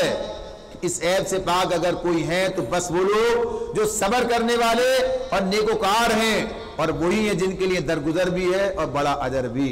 یعنی اچھے اور برے حالات جو ہیں یہ نہ تو مایوس ہونے کے لیے ہوتے ہیں نہ اکڑنے کے لیے ہوتے ہیں۔ تو اصل مومن جو ہے انہیں یہی پتا ہے۔ یہ آگے سورہ انبیاء آج پڑھی گئی تھی، اس میں بھی آیا تھا وَنَبْلُوكُمْ بِالشَّرِّ وَالْخَيْرِ فِتْنَةً، اچھے برے حالات میں مبتلا کر کے ہم تمہاری آزمائش کرتے ہیں۔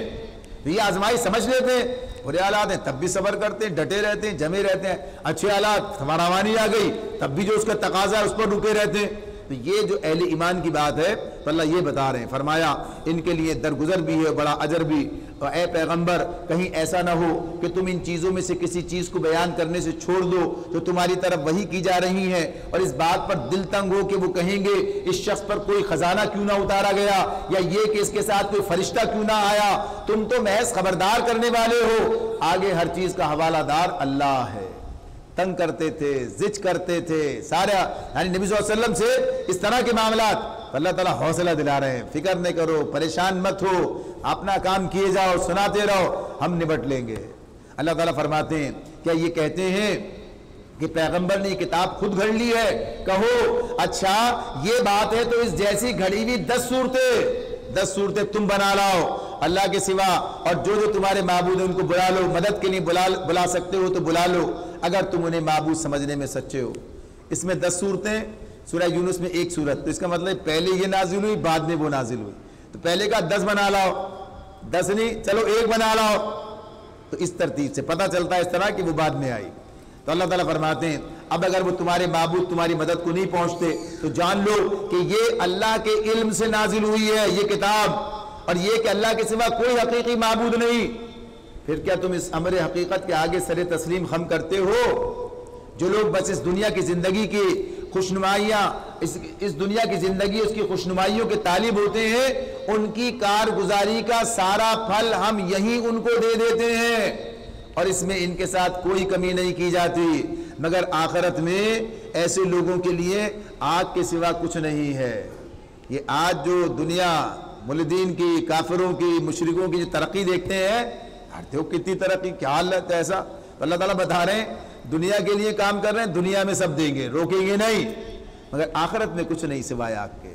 تو اس کے اوپر کوئی، اس پر جو ہے نا یہ دیکھ کے یہ نظر کو خیرہ کرتی ہے چمک تہذیب حاضر کی، یہ سنائی مگر جھوٹے نگوں کی ریزہ کاری ہے، کچھ نہیں ہے اس کے چمک کے پیچھے جہنم ہے۔ تو یہ بات اللہ تعالیٰ بتا رہے ہیں دنیا میں دیتے ہیں، اگر آخرت میں آگ ہے، فرمایا وہاں معلوم ہو جائے گا کہ جو کچھ انہوں نے دنیا میں بنایا وہ سب ملیا میٹ ہو گیا، اب ان کا سارا کیا دھرا محض باطل ہے، ساری ترقی، سارا سب کچھ سب ختم۔ بڑی بڑے جو کام کیے، ایمان نہ ہونے کی بنیاد پر کوئی خدمت نہیں رہتی، یہ اللہ تعالیٰ بتا رہے ہیں۔ فرمایا پھر بڑا وہ شخص جو اپنے رب کی طرف سے ایک صاف شہادت رکھتا تھا، اس کے بعد ایک گواہ بھی پروردگار کی طرف سے اس شہادت کی تائید میں آ گیا، اور پہلے موسیٰ کی کتاب رہنما اور رحمت کے طور پر آئی ہوئی بھی موجود تھی، کیا وہ بھی دنیا پرستوں کی طرح اس سے انکار کر سکتا ہے؟ ایسے لوگ تو اس پر ایمان ہی لائیں گے، اور انسانی گروہ میں سے جو کوئی اس کا انکار کرے تو اس کے لیے جس جگہ کا وعدہ ہے وہ دوزخ ہے۔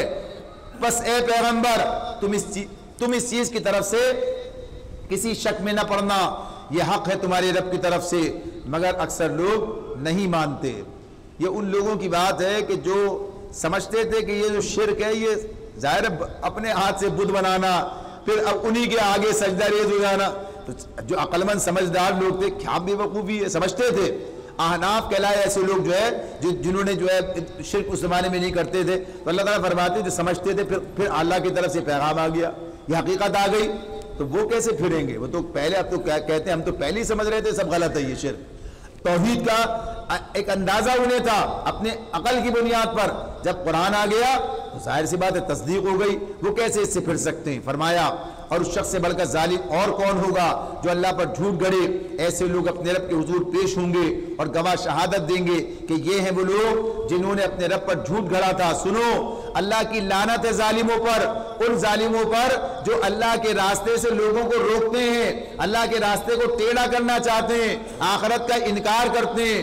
وہ زمین میں اللہ کو بے بس کرنے والے نہ تھے، اور نہ اللہ کے مقابلے میں کوئی ان کا حامی و مددگار تھا۔ انہیں اب دوہرا عذاب دیا جائے گا۔ وہ نہ کسی کی سنی سکتے تھے اور نہ خود ہی انہیں کچھ سوچتا تھا، خود بھی نہیں سمجھتے، کوئی سمجھا رہا ہے تو بھی نہیں سمجھتے۔ فرمایا یہ وہ لوگ ہیں جنہوں نے اپنے آپ کو خود گھاٹے میں ڈالا اور وہ سب کچھ ان سے کھویا گیا جو انہوں نے گھر رکھا تھا۔ ناگزیر ہے کہ وہی آخرت میں سب سے بڑھ کر گھاٹے میں رہے وہ لوگ جو ایمان لائے اور جنہوں نے نیک عمل کیے اور اپنے رب ہی کے ہو کر رہے، تو یقیناً وہ جنتی لوگ ہیں اور جنت میں وہ ہمیشہ رہیں گے۔ ان دونوں فریقوں کی مثال ایسی ہے جیسے ایک آدمی تو ہو اندھا اور بہرا اور دوسرا ہو دیکھنے اور سننے والا، کیا دونوں یکساں ہو سکتے ہیں؟ کیا تم اس مثال سے کوئی سبق نہیں لیتے؟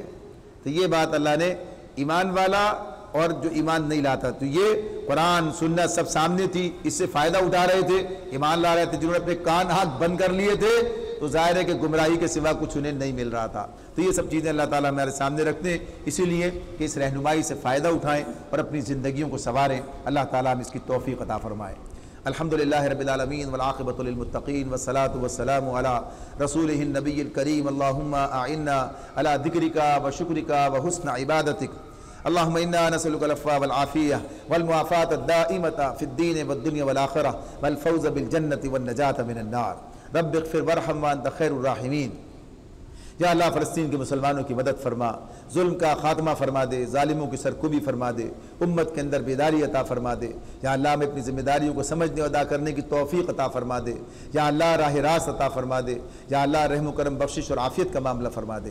یا اللہ ہماری اس حاضری کو قبول فرما لے، ہمیں یا اللہ وہ طاقت، وہ توانائی، وہ حوصلہ عطا فرما۔ یا اللہ تیرے بتائے ہوئے راستے پر یا اللہ اس طرح چلے جس طرح تو پسند کرتا ہے۔ یا اللہ ہم سب کو اپنی ذمہ داریاں سمجھنے ادا کرنے والا بنا دے، رحم و کرم بخشش اور عافیت کا معاملہ فرما دے، مسائل، مشکلات، پریشانیاں، مصائب، امراض سب کا خاتمہ فرما دے۔ یا اللہ جو لوگ بیمار ہیں سب کو صحت کاملہ اور عاجلہ عطا فرما۔ پاس شہزاد کی پھوپھی کی ان کو صحت کاملہ عطا فرما۔ یا اللہ جو مرحومین ہیں سب کی مغفرت فرما دے، جو تیرے پاس پہنچ چکے ہیں یا اللہ سب کی مغفرت فرما، ہماری مغفرت فرما، ہمارے والدین کی مغفرت فرما، ہمارے والدین کے والدین کی مغفرت فرما۔ اللہم صلی وسلم علی محمد وعلی آلہ وصحبہ اجمعین، آمین برحمتک یا ارحم الراحمین۔